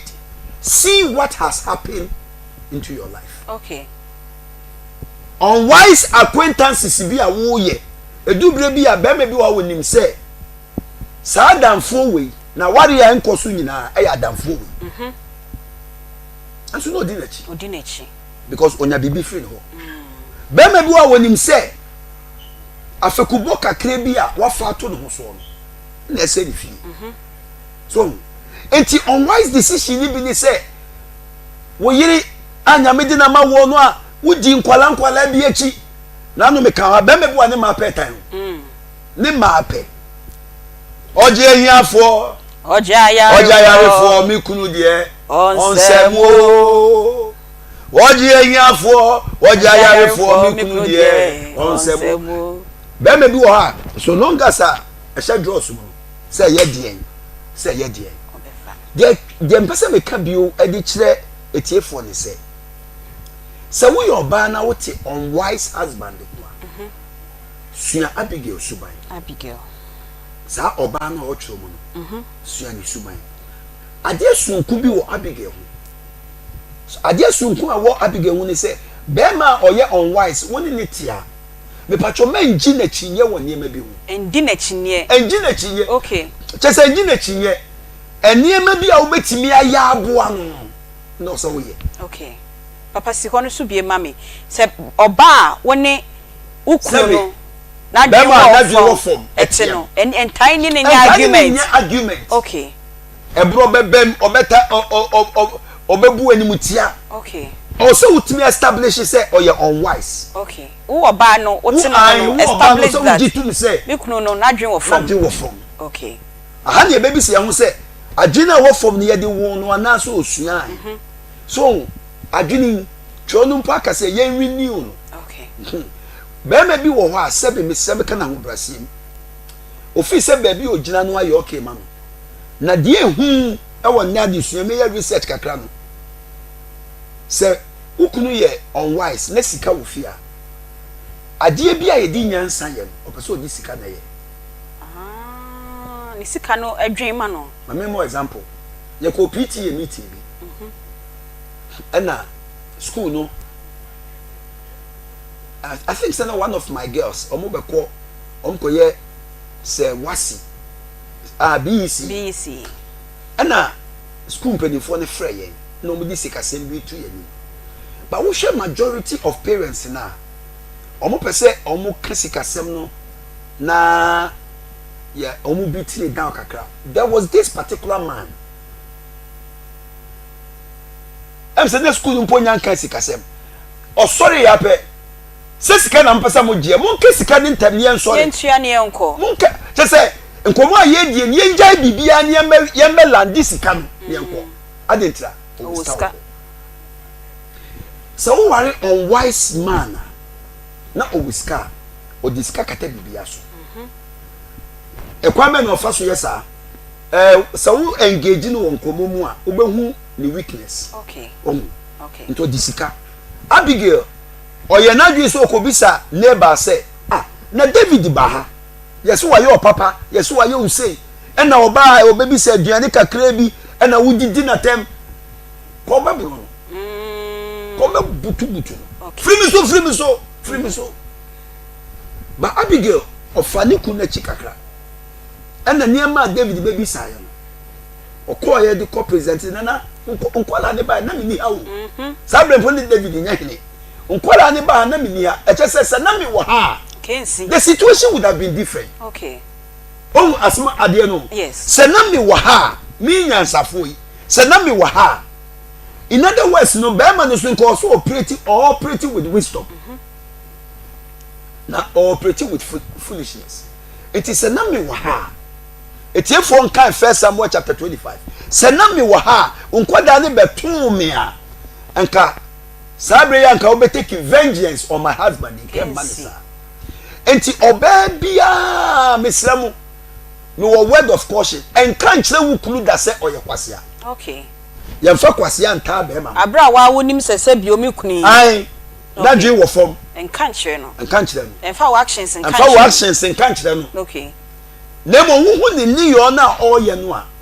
De o se wo ye boa no no. O se wo kọ nanim na wo ye. Okay. Ma me kan asem bi wa. Be ma bi wo wa. Aye. Aunty Bea, abrabo aye boy. Se ubu nkompo na hwe wachi a, wo ye bema, we mema sem ne ka. Ubu kompo na hwe wachi a. Oso otimi ka se sabre o se kam wo moto. Abrabo no won, de bia me se ye sum nyame, ye bobra. Yeah. Ye ntu nyame sum nkyene. Mbobra. Emfa mbobra. En ye ntu abrabo nkyene, emfa nkosum nyame. Okay. Ye hodu ni mi anu di bom. Okay. Enti abrabon wo kwa na udu age bia minim age kro na member ma obia age ba utu ani hu achi a na oya reflection oso otimi ka se medi 30 na me adom matomoto wo kwa aku anim me hwe me tu mani hwe machi no mato half plot. Okay. Be me nyansani so oba di na chi a otimi ka se ye make strides. Okay. But be me bi wasika ba nsem asase ukache se da bebi aye duro se to asase kwanu tum nye obi a nesi dan so nye obi a nesi dan kwantu nye obi a nesi dan ye nyina nesi dan a wana be han obi de na plot ne kura bi wo ho na plot ne kura bi wo ba wo hye aduma nyamede dum no ani ne ma ba nsem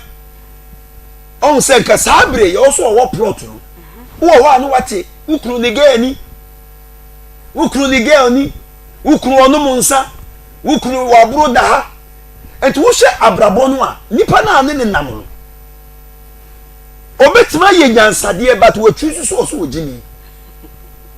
anti bi utima se because on your reflections bia wa abrabo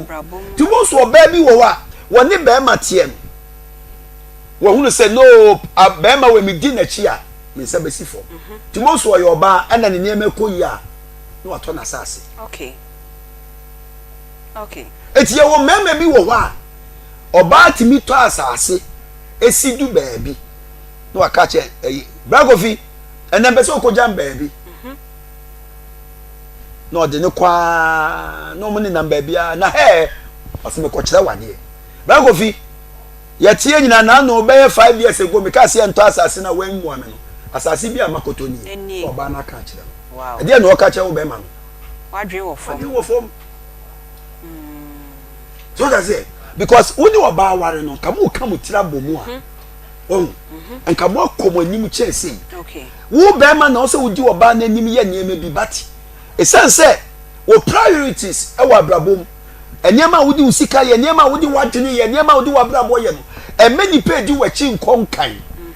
tumunsa fe wo mu edi wachi no wo mu take decision enti Aunty Bea ye wo emema bebre wo wiase a sebe manu da sumi na sumi kana ko brasie so mu ni wo mo yire mu ontwe yi a ko be make strikes kase bebre okay na medinka ka unwise decision unwise acquaintances okay they told me and say unwise path okay unwise acquaintances ne anyonko grow bia wo grow nkofo bia wo do anyonko grow no wunim say say ofie and so now wo da so di akire okay and you number 2 unwise path yeah anamo bia utua sebe nyansani in fact wo be man dey yanka say wonye nyansafu but wo actions ne woni ye no there's no wisdom in it mama can say me na me research bi mo amwa be chain me we nyantokwa ya me research na me ye woni me nya adwen a nyantokwa the word wisdom if you go for kasa me okay WIS you go for free wise and ye no to tree yeah yeah fa wis no the WIS no dominate to wisdom so DOM no if the word domain and not dominion okay and ye fa DOM and ye to ja kan nyina ase ani abrabo ayetiam I will say the party me dominate situation bia but this only nyansa what I say nti ye ka say wisdom ni say everyone need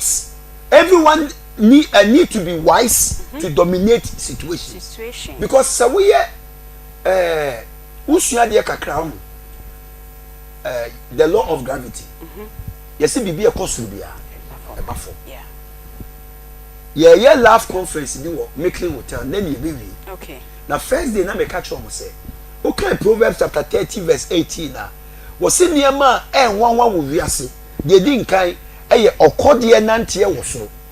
now so we have physics kakra the law of gravity abrabo ayeboyi echiri se ni pepeja life itself is hostile so we have this so be peja bibi be twa ba fom enuti na asante se aboa bi eni wa wo wo so a le takra ma fo chese nyame hihye mu no to climb heights nyame amani pataban nti yentimi ntu yenye numa enti abrabom baabi opesa wo kan mu du bia no wo hia grace bi wo hia oba bi na no na me ka sem bi wa nyankopo ka se obema oba beye bema se soboafo the word helper wo Hebrew for ka sem no eze until you what the word Ebenezer thus far the Lord has helped us unto baby nyame aboa yen abeduni na the word eze no anyankopo de tutu wo ba ho so ye boafo eye nyame nkoa ne de sa kasa no taa ne oh ti se ka se oba ye bema se soboafo a ase ani se wo ba ye bema nya meketwa e wo fie it is Aunty Bea bema ketwa mani nyame ketwa mani ku na se bi bema no onye nyansafo a me na wo se me deni so uta se Matias ye pa but uta se ti se wo ye nyame ketwa e ma bema no o ye fie ni ti no na se ontimi nye de oso wo ya oso ko na ni okay enti enne no mo so oba bi wo ho a odini kakra na sika bedi ni nsem che ni ku oba bi wa odini kakra no wasua de ya besa ni ku no oba bi wa de kakra na influence bi ekura no ebu ni ku no de so Reverend Pacho e ho ne enchina ho kakra bi ti say ye kan ya ba mai sabio na dwen e wo fom na me oba no me sha me de no bro me kunu ne de no so no me den na me di nanim because e bia wo kokra no on tia because a member omo sebio when or twe sign enti me as the wife no na me nim say me kunu na dwen wo form na wo say me di nanim na me mo bia wo say me kunu no sebio wagimi enye den Aunty Bea den se wo kodi ba ma nim kura no nye bete sa wo me nim se makani fi ada Aunty Bea me se wo ye ba ma na wo yiri ya abakan Abakan wo yiri ya abakan na wo ye kechira naturally obani leader the woman is born leader yeah baby wo apart from so ya abakan no primary school no ye girls prefect SHS no ye girls prefect university ye SRC president odidi women wings bi enim na wo ye be ma na wo study hu na hu ni say wo nyina wo take leadership role da ye wo baby wo ha hwe bible no eso ye wo baby wo wa no a mu leadership quality no also we need check okay pacho I was say mema timasi you ye wo o baby wo ho a Aunty Bea nti na ne baby a edu obi ase no career woman bebre ni kunu ye ti a emma bebre en on se ne anope na me ka wo baby enne emma baako na betima ye no kwanutum kwanutum kebi kwanutum kaneno dey so oba betima ko bank akoji loan enne ma bebreji wo mo loan de to mo aka etua wo mo ade ka enne ye hwe krom a emma ekura degrees ni masters educationally baby omo climb ko me see me a marriage counselor die ti enne ememenya emebi ntimi ni wo mo ntena yes anyama okay because Aunty Bea emu oya say we ye Abigail type or we ye Abigail type na be ma na ne tie no wuni mu de o ka bi kire no a onfa enso enyema nko se de enti meni ka say be ma de wo leadership qualities no emema nsori o ensema mi ke mi ni ya say me bombadi be ma bia me ye be ma mi ka say me be ha ye be ma be ma bia nsori waka okay Aunty Bea emema nsori na wo mu bi se nyame se awurade me ye bemo wo ba me ne tie no mintimi handle no okay mami grace mami mema qualities na mra okay and God will give it to them amen me do for me ne tie ma ye adwuma pa o I've done minim so tie me I've done so much work on my knees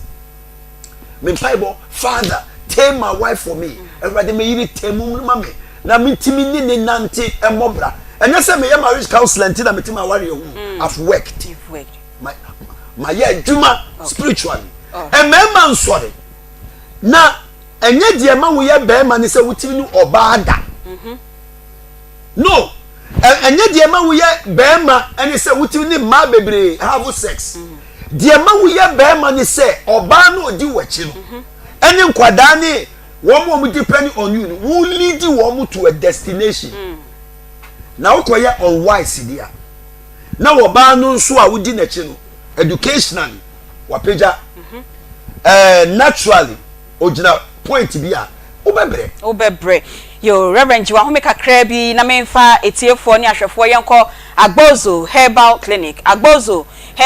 sebra na offer infidie modern machines enfa hwehwe woni padua ni mu na ohun yare a etete wo yare a ehawo na ohun hwe a ode hahama a ode aye ne drop papa food and drugs authority agiatumu ode amao o say be matiase a ne be ma no ewu enti be ma ohwa na sa be ma no enti mi nya adwuma yi a eno so your unwise husband suban ni bia enya adwuma tuwa na mo akọ kwa agbozo herbal clinic na osiesie obema no emfa emmao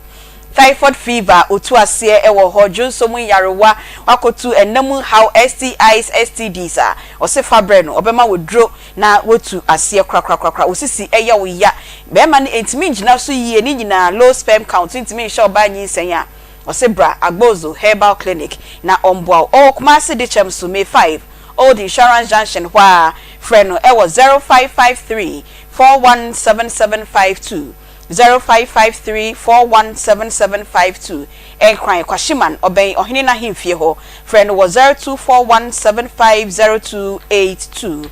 Home Sweet Cereal Legume Mix Tom Brown ye defeat emo na soya beans na ye de aye 30 minutes per udisi jaswa na aben fensuo kakra gum num 30 minutes na aben obetimi de esichire enchine na milk egusu se wope a ompeso obetimi edini saa enkra from 6 months eko etimi edibi ekopim panyimfu a omkitapoma abrewo kitapoma akokra kitapoma obetimi edibi oba omanofo oba onyem ni nyina obetimi edi Home Sweet Cereal Legume Mix omano eko square tobi na fegu omo trunk mu ana omo box mu na omo enfa enko ubenya bi ewo poku trading KJT Dr. Mensa Edum PZKO ebuakwa offense tanoso ena atonsu for Home Sweet 4 ewo 02466 97358 02466 97358 ena 0546 921728 Charistic Venture say or the Zahara Nupano Abedjamanso into court Nekotobi Zahara Nroni nyina Food and Drugs Authority Aji Atum ohunam ya oya emema ne ma enansemo enkoyia pe Zahara Nupani bi na eto ubenye bi anasa pedodo etu na so watonwa for 0246348334 0246348334 and 0248569335 apomodemre eye dwumedi a Akoma FM ukwade nwumre bia ye de brew nonso kopem nonkono 87.9 na wehia oduyefo abna de pa ne de apomodemre ede abrew ukwade atwam ya ye kasafa se ne ebehwe yaso no ho yie yaso ne yie se be ya yenya asomu yarewa yaso no AC ukwade de yenimu nso adomdom ye ne a ye de de mu ehwam de mu ede esan ede bebrew nti edu ho no ma se nya mutie yenda no na motie yen Glam by Tina Makeup enso besiesi ho ama ho ayefe papa se na wotwe awie ye ukwa yie birthday party bi baso ayifro bi baso bebi a wokobia wopobia me siesi ho wokumase ade a emfa wani enche bebi a fretina bebi a wo bia obeba na obaba besiesi ho ede amount 0544 466280 0544 466280 Tina ebesiesi ho ama ho ayefe Power Specialist Herbal Hospital enso say hepatitis A, B, and C fabreno obehwew ama ho ato o prostate no ayekese a entwen emane nkodru cancer stage honom fabra na onhwew ulcers fibroids kidney stones ni nyina o se fabra Power Specialist Herbal Hospital na ontu ase emfama okra enkran o kwabenya ACP Road Power Hospital bus stop na wesi hwa udru hwa omo ho kumase feyase bosomtwe kwan no so udru ho no ma so ko Edwaya Junction ombesiu ana Jasbro filling station one ayaresabie ene edi enhwani mu ko ho ena takrade nso owo Anaji Estate oben Ahantaman Rural Bank no woko ho no ma Power Specialist Herbal Hospital doctor ewo ho a omo behwew etu yarewa na se nyina edi amount fre omo ewo 0244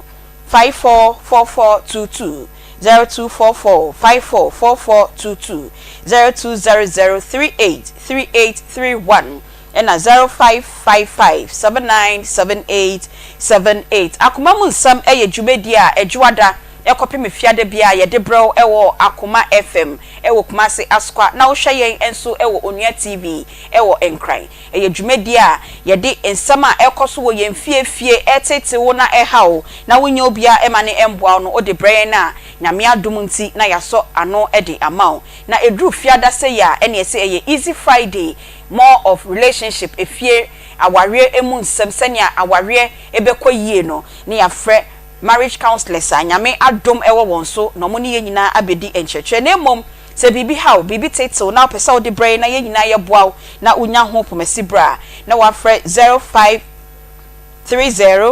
507849 0530 507-849 eno any ye number ofra producers no ebefa na omono edi enkomo se Kumasi so pese obehwehwen na ye wo Kumasi Square ye ne shopping mall no na edi enhwani mu obedu ha sei na ya bronsan kese esi ha Akoma FM ebo animu kakraka boremu ne bra na ye no endi nkomo sanso na wo niam bi adetodie bi na pese ye bohu dehuro edema wo so a obetimi ndi aba yebebo hu dehuro edi ama oyaje skaketu bi na nso bo se bebi a wo bia no obenya atofo ewo ho ntifa wo adeton de fa bra na yembo hu dehuro emfa ema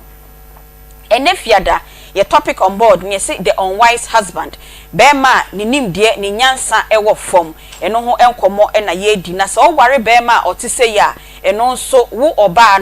oba na ware bema etesa no eden any den ene wo se oye Reverend Kwatin edikia kache say unwise decisions be etima bema sebio ni nimde ni nyansa ewo fom adwin bi a wafa na enkoyie no eye unwise decision are unwise acquaintances adamfo bi a wafa oba bia wo do hu etwitwi no eno enso etimi ema wo decisions na wo take no ye ka se wo ye unwise husband and afa so unwise path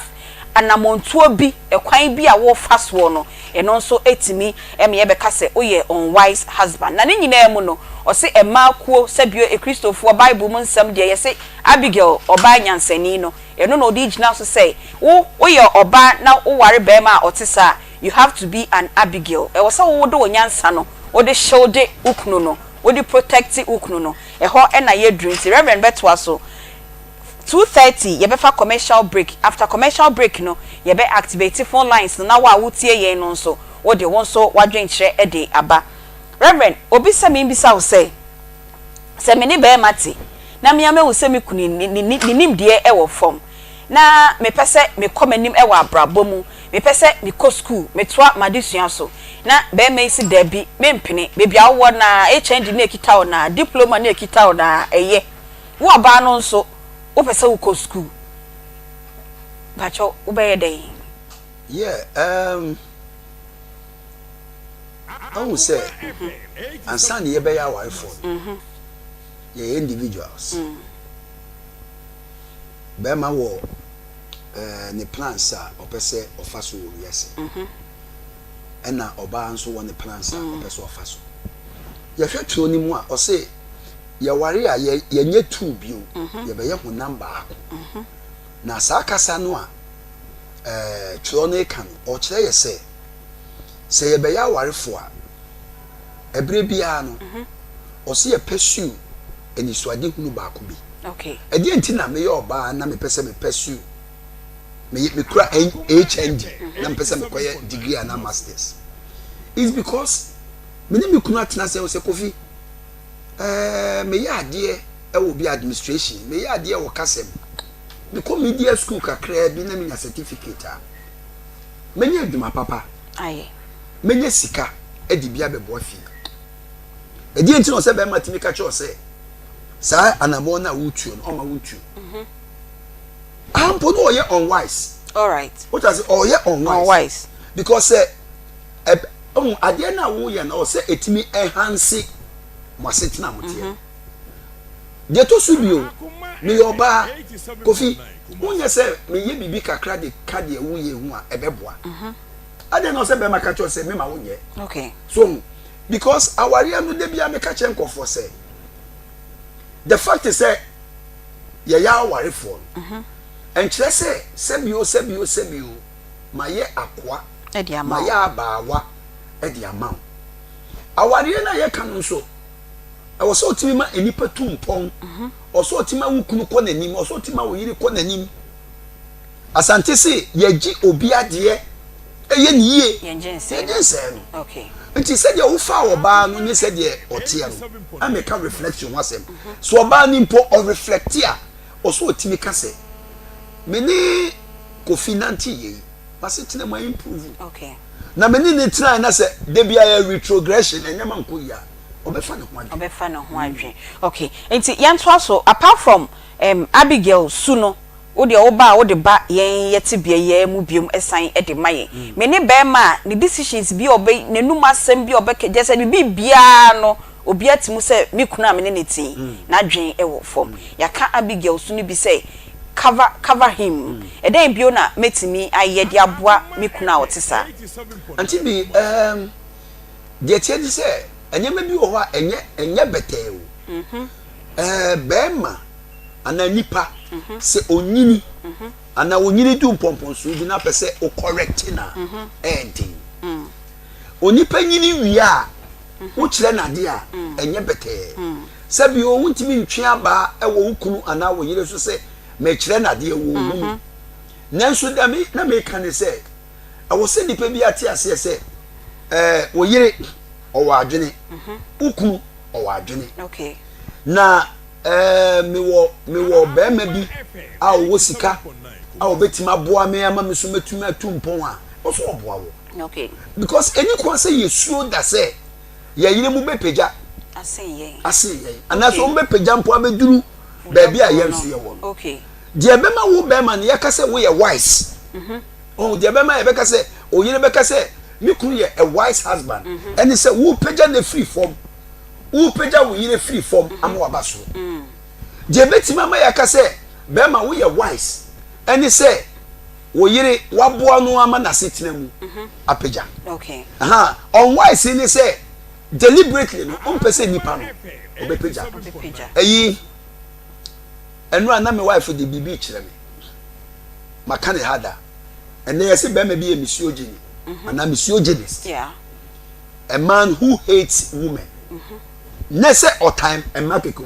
man who hates the development of a woman ewia society so we sociology now ye bema won pesa wo yiri be peja ye from misogynist enti misogynist no mo character ni bi ni say you limit your wife to a point pesa obenyini pesa develop okay there are unwise men omo yesa okay and ye oba nso a pesa ni kunu be peja no ana otan bema me fa ni misandrist enti ene ye du wiase ba bia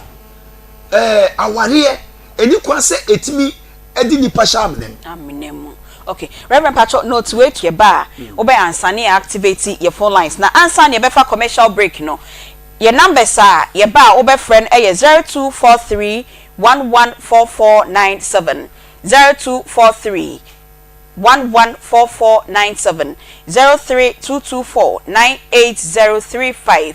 03224 se yebeba no na nana bile ka asembi bema nim die ne nyansa ewo fom no ebi ne se bia bema wo ye ni no atene ne nsa na wabọ oba no ono sa no be classify as a wise husband bema woni ne ti dem ye take decision o ye nya plot aye beto te said ye okay so mami ko bisa me mami ko bisa me nua ba eno sa bema sa no obaye dede because wona me na wo bobra ina ye wo sky betimi ata asase kakra wo mami ko bisa me nua ba mami ko bisa me nua bema eno no obaye ne den me pacho ye ba obayi me question we ya no ama me ansa na ya fa yen callers no pacho ye ba se ya enyi we fidie no emfia ye ba wonso obetimi afre na wa kire wadwe ye ba se ya producer Sunday topic ni ma feedback no say hey na de mama asama to ye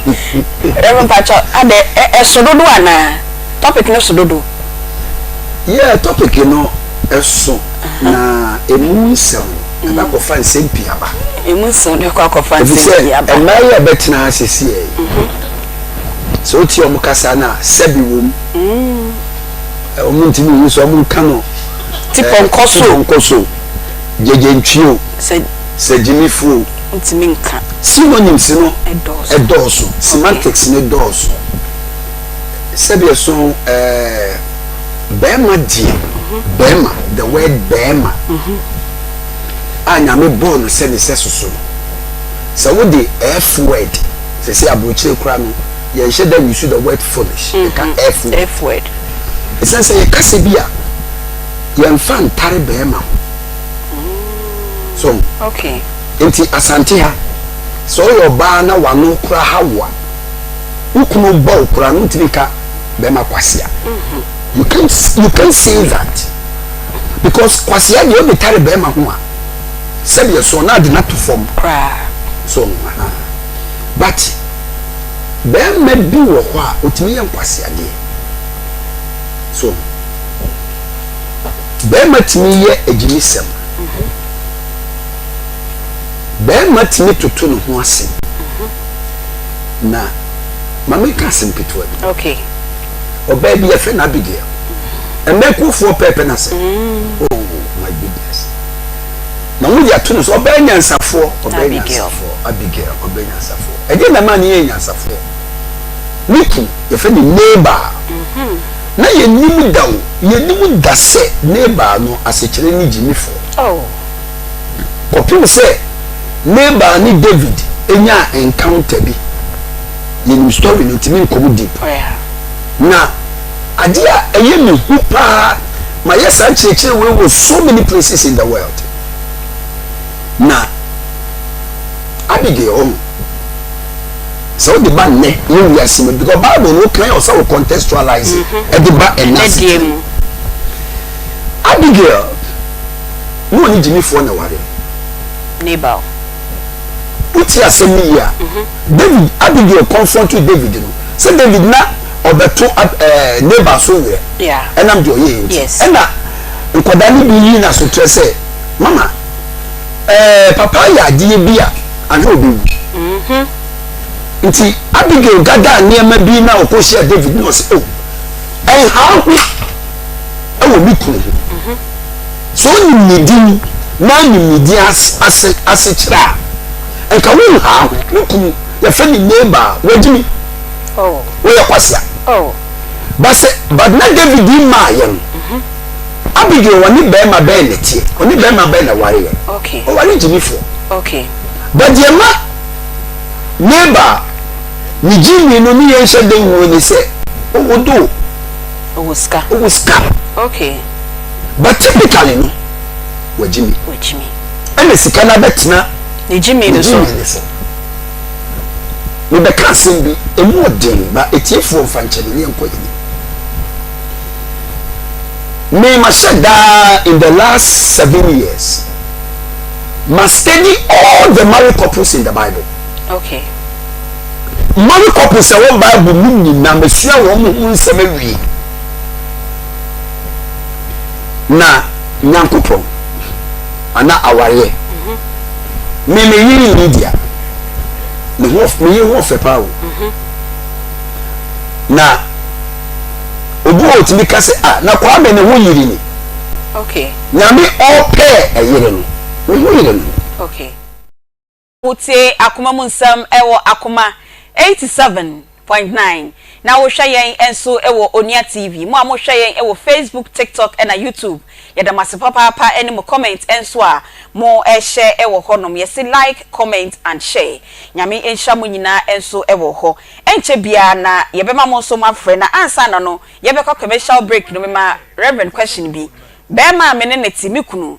ye take decision bia ye bopo bia o se mikobisa maame aba mikobisa papa aba mikobisa me nua ma na ba ukona ukodidi wo maame okra wa ba fie na oyira ye aduane esi wo mididi wo maame wo ntu de no fa hye fridge match na reverend we oyon wise na yemfa ne sa santi na bema beja neja enenna okay edi ne ho akofam ne yire no ma ye ho number okay baby ani tro kunkum a ya tro ekunonom monnom maame eye ekunonom monnom yire no okay se bema Akoma FM 87.9 wo ware a o se osua maame do ene ayire do okay we nya sa balance no a benya problem yemfa maame do enkoye ayire do so nti bema bia wura ware mu pe you honor your mother. Who don't you give it to your wife? Okay. Ahansu ya mema problem kese. Be me bi wo ware a minsi me maame fom, me maame de minsi ne fom, obi ensi ne maame fom. But the point is say, wo yire no maame, omo nyina ye females, feminine. Enti features e wo yire mu ne the same thing wo maame. Enti wo de wo yire do ekoma wo maame a, sa ma ni mi enu ka wo mutini bom. Ti nyankopon nyansa mu bema bia wo maame ti ase na wo yire ti ase no o so wugina sa ma ni mfifi as a mediator okay what I say okay bema bia wo maame ti ase na enkanka bema wo ye so glued to the mother wo ware a o se wo gina wo maame ene wo yire ntem ena na dwi conference kese e ba so wo making hotel love conference ye sha se wo kwada nne ye wi ti bema bia wo gina wo yire no maame ntem enti wo maame se opese owia wo yire do a wo bema wa maame ya wa kan wa unfa utimi pon kan cho maame ba wa maame nya atinka se no baby okeka kom ebe hadwe owia wo yire do okay adenti na bema wo ye warefo na akọ hospital a ye pese doctor pese ye obibi o bisa ne maame wei ne yire wei okay because at a certain point in a man's life oni ne maame nhede ni sa rapport ne yire okay bema wo ware na wo se ye hwe wadejem ye mfa ne se sebe wo da hospital wa se wo hu ye mfra wo maame da wo yire ne be wo yire wei okay because baby awedro no wo maame there are some part of your life there are some things in your life wo maame memu biem okay you can't kiss your mother you can't sleep on the same bed with your mother matitititi e ma bi tibi ba me nchen be me bo one ne yire ti chembe ho na ne maame abesram no ama ne yire abeda ho no ne maame dampa so o bedroom esi de bia I see esi de bia o je obie phone la sabeti yo enti be ma nyesa baby okay wo maame abesawa na wo no ma wo be ma no maame da bedroom na wo yire da ho ne maame na wo no oh my goodness 0243114497 032249803 Frey na che wadwen good afternoon Aunty Bea. Me pa cho ho ye Na me ado man Aunty Bea efo bia di. yo efo ho ye Ya me ado man Aunty Bea ye pa. Yesu ye de Yesu ase efo ye nko Aunty Bea. yes Obo ye na wa se bia yo ai. Na me ano ne kete. Omo un kwantinti ba so go na de bia se fa bre. Amen wa Amen jesu come on. Efo ye da se 0243114497 good afternoon Good afternoon Aunty Bea. 1937 1937. Ghana Beye ayi wie Kasa fian iki show bano ko bi ya gubi na so bana ya ya tun ya usai ni plenty abua se ya ni ya wa ni go me pacho yo matra to ho be yi wa no wai 0243114497 032249803 good afternoon Good afternoon. yo udi baby a okasafi Your friend is Steven, my cousin speak to us. yo Steve yetie o Yes, no, and David Diano, said you lay a genism. Na obrima beja o le jame na no ho kofa mo ba why honam kro and David o yire bit na so kofa obi yira o dwale listen but you really say your friend say enne ma be bre so o wale be ma no wo ye nyoma bi ade akki be ma na dwen nti ba ko na be ma ni so dwale you take a decision this is about my take a decision Akolabi of Asibi and a scholarship. Me penny offer. Now what do you mean keke? What's in the Kobama Iramania? Kobama Iramania.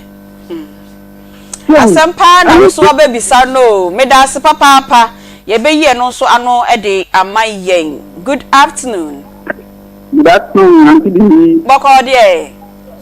Because first time not so but yo down so yanko. That's mama good afternoon. Good afternoon, Obama. Bacho udi baby a okasafi. The bacho your friend Solomon. Yo solo yetio. Atante one family. Solo yo yetio. Let's put on anything going on. Ayo. Reverend Solomon Bokrum. Better Matadi. Okay. Reverend Nani Shop, when Church said, Yatia Walla, 15 years, and I can't carry me with the Dazatu. Reverend Napo and Shop, or put to the Diamond Radio Namico, the Biawa, Namagina, and the Kia to Tempa, and the Napo and Shop. I know. I can't see a man, he came on the Bia. I a dog way. Because my country, there was a time, Obi Bam also about the first, but no one in the bar. I see what they buy, you know. Now, the minute they say me read them at this kind of manner. And to be read the wife for her, and I'm a team wife, and I'm wife catching a mammy first kind of manner. And I'm a tear upon Tina catching the say, Messena, Mikokum, Yamia, by bar. Then that there was that day was the last day at news and the Papono. Oh, so if you won't be a put 10 years. Wow. It's just imagine, say, and my can't tell my wife. And I'm wife kind of a main train, and this is cousin music at what was the only beam, and the attempt to know, is here to watch the manual. I don't know, but another piano, a little bit of you, but can't be a man or more, yes, a boy. Okay, Solomon Yadas, Papa, 0243114497. Good afternoon. Good afternoon. You, maybe baby, I'll Casefi. Because your friend is our question, because I see a Kenny. Yo, Sammy Pacho Yetio. Yo, it would be a very interesting and sensitive question. Obisa councillor say, say Oba, Ekoware Bema, na general formula. In that situation, Oba na being also to the best of my knowledge, I'm going to say, so far the councillor cannot. Only question now, so I'm very interested in that situation. Yo, me pacho, my man say it honey at every another time near call commercial break on TV. Into my nya hono, into pacho, obey ya no dia why. Good afternoon. Good afternoon. Yo, Udi baby au kasefi. James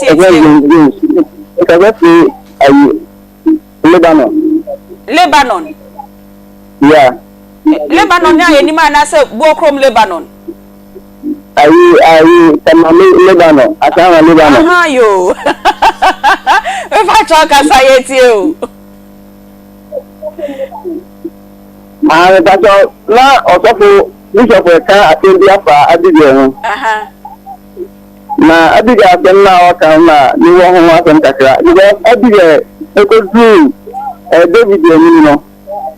Naka Abigail will find say everything I say you see anything na. If I say Abigail your bar,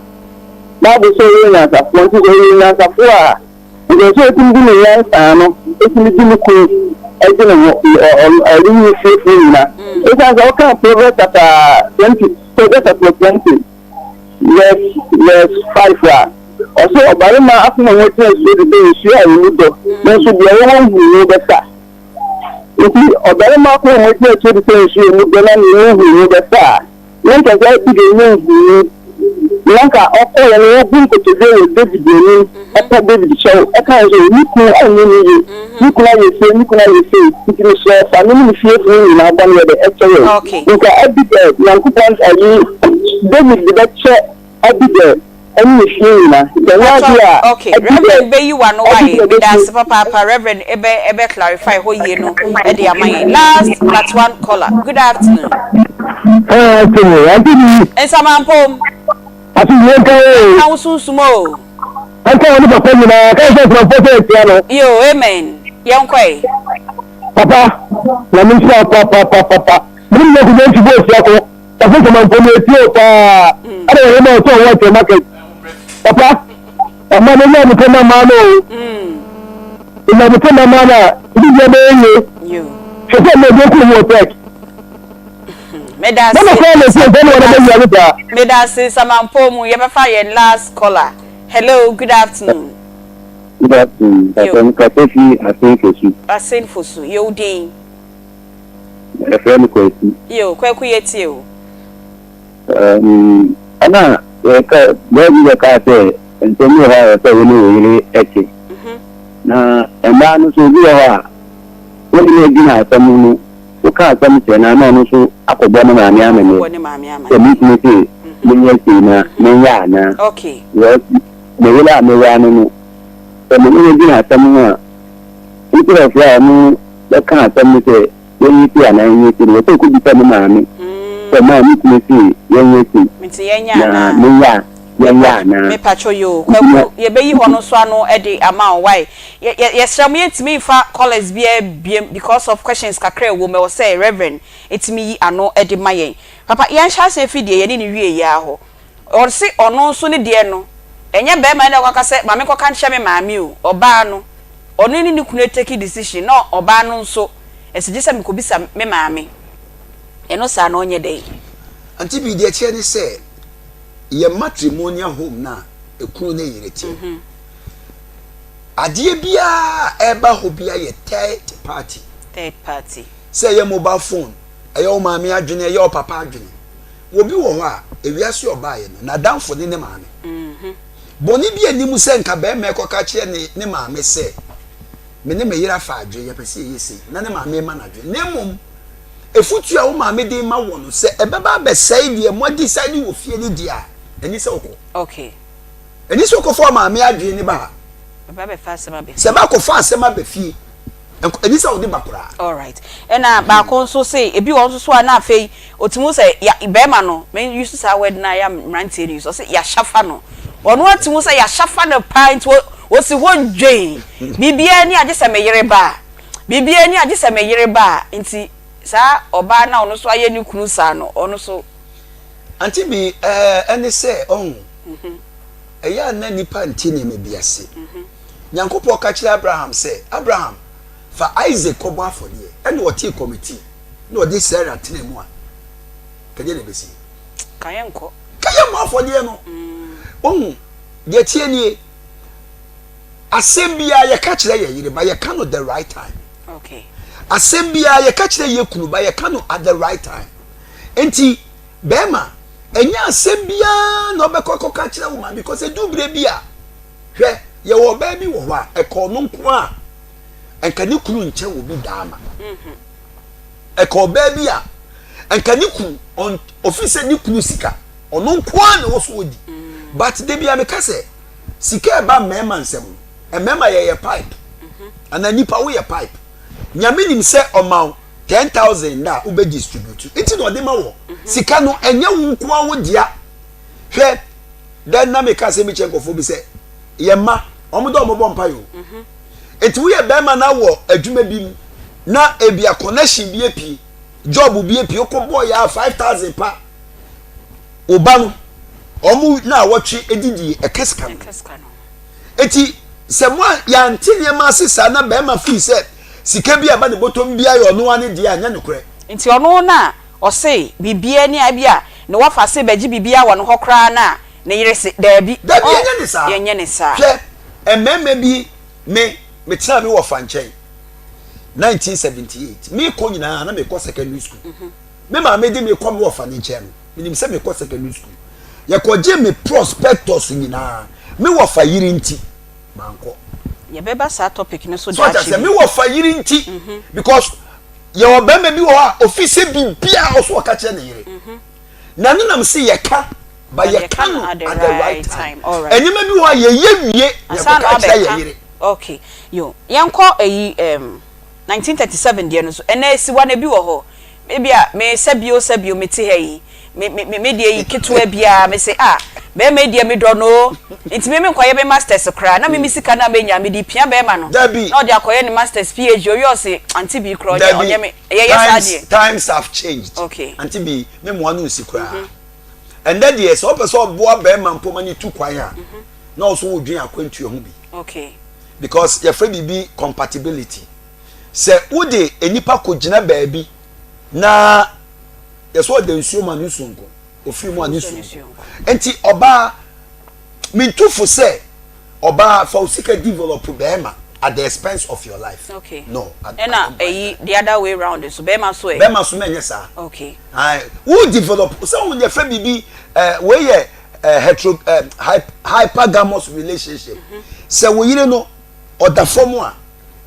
peja no na wo pagya no na wo pagya wo na wo so pagya yɛmfa so wo kura masters ɛna wo yi no kura GHS na wo de ne ba kakra so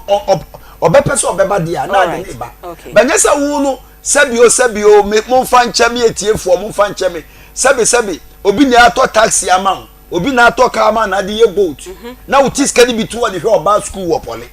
wow me patcho your last one about cause Abigail answer no we nya ho ni yie nti no sisu yie ma no I think that time na omukọ TV afa commercial break nti we nya wonti say me kunu ni nye nyansafo na me nim nyansa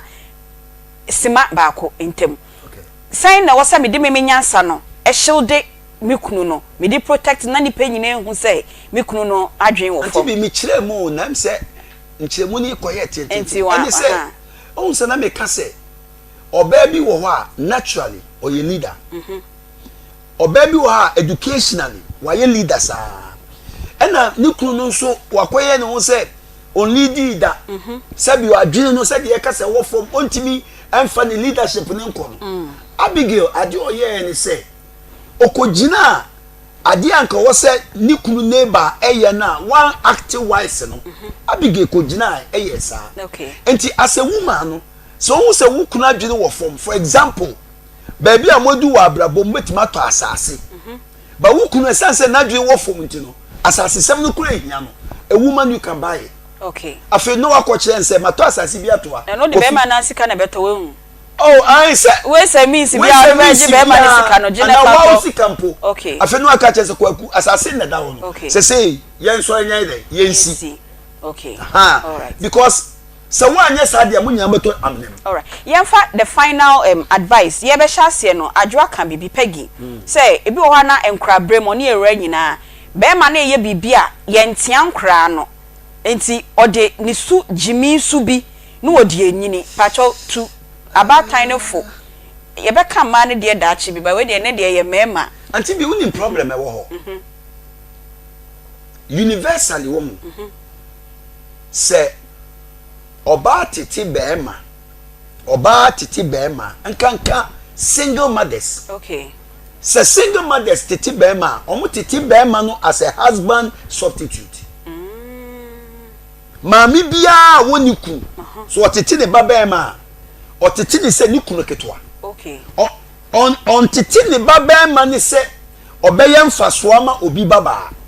ne mo obeye mfaso ama ono maame no okay enti ye mamu ha krom ha emma bebre enana esisa maame fu bebre otiti ne ba otiti ni se onko school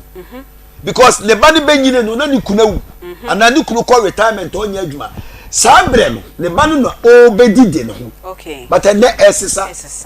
enti maame fu a ye titi ye mase oye bema me sofu peni bi fi me ko ye na owo ma girls impenifo na kechi ne ye boy me ti wana me ti se all catch ne ma e ma ne se wo mu nko fie nsuo nko si boy ne ho nko dware wow but imagine mu all that I say well this is his home but it's wrong so enti ye wo fie bi wa ye titi be ma se kitchen owura ho be ma mpra onso prayem bema onhuru chansi na saade na maame wu ye ni nyina no oba bi na bebre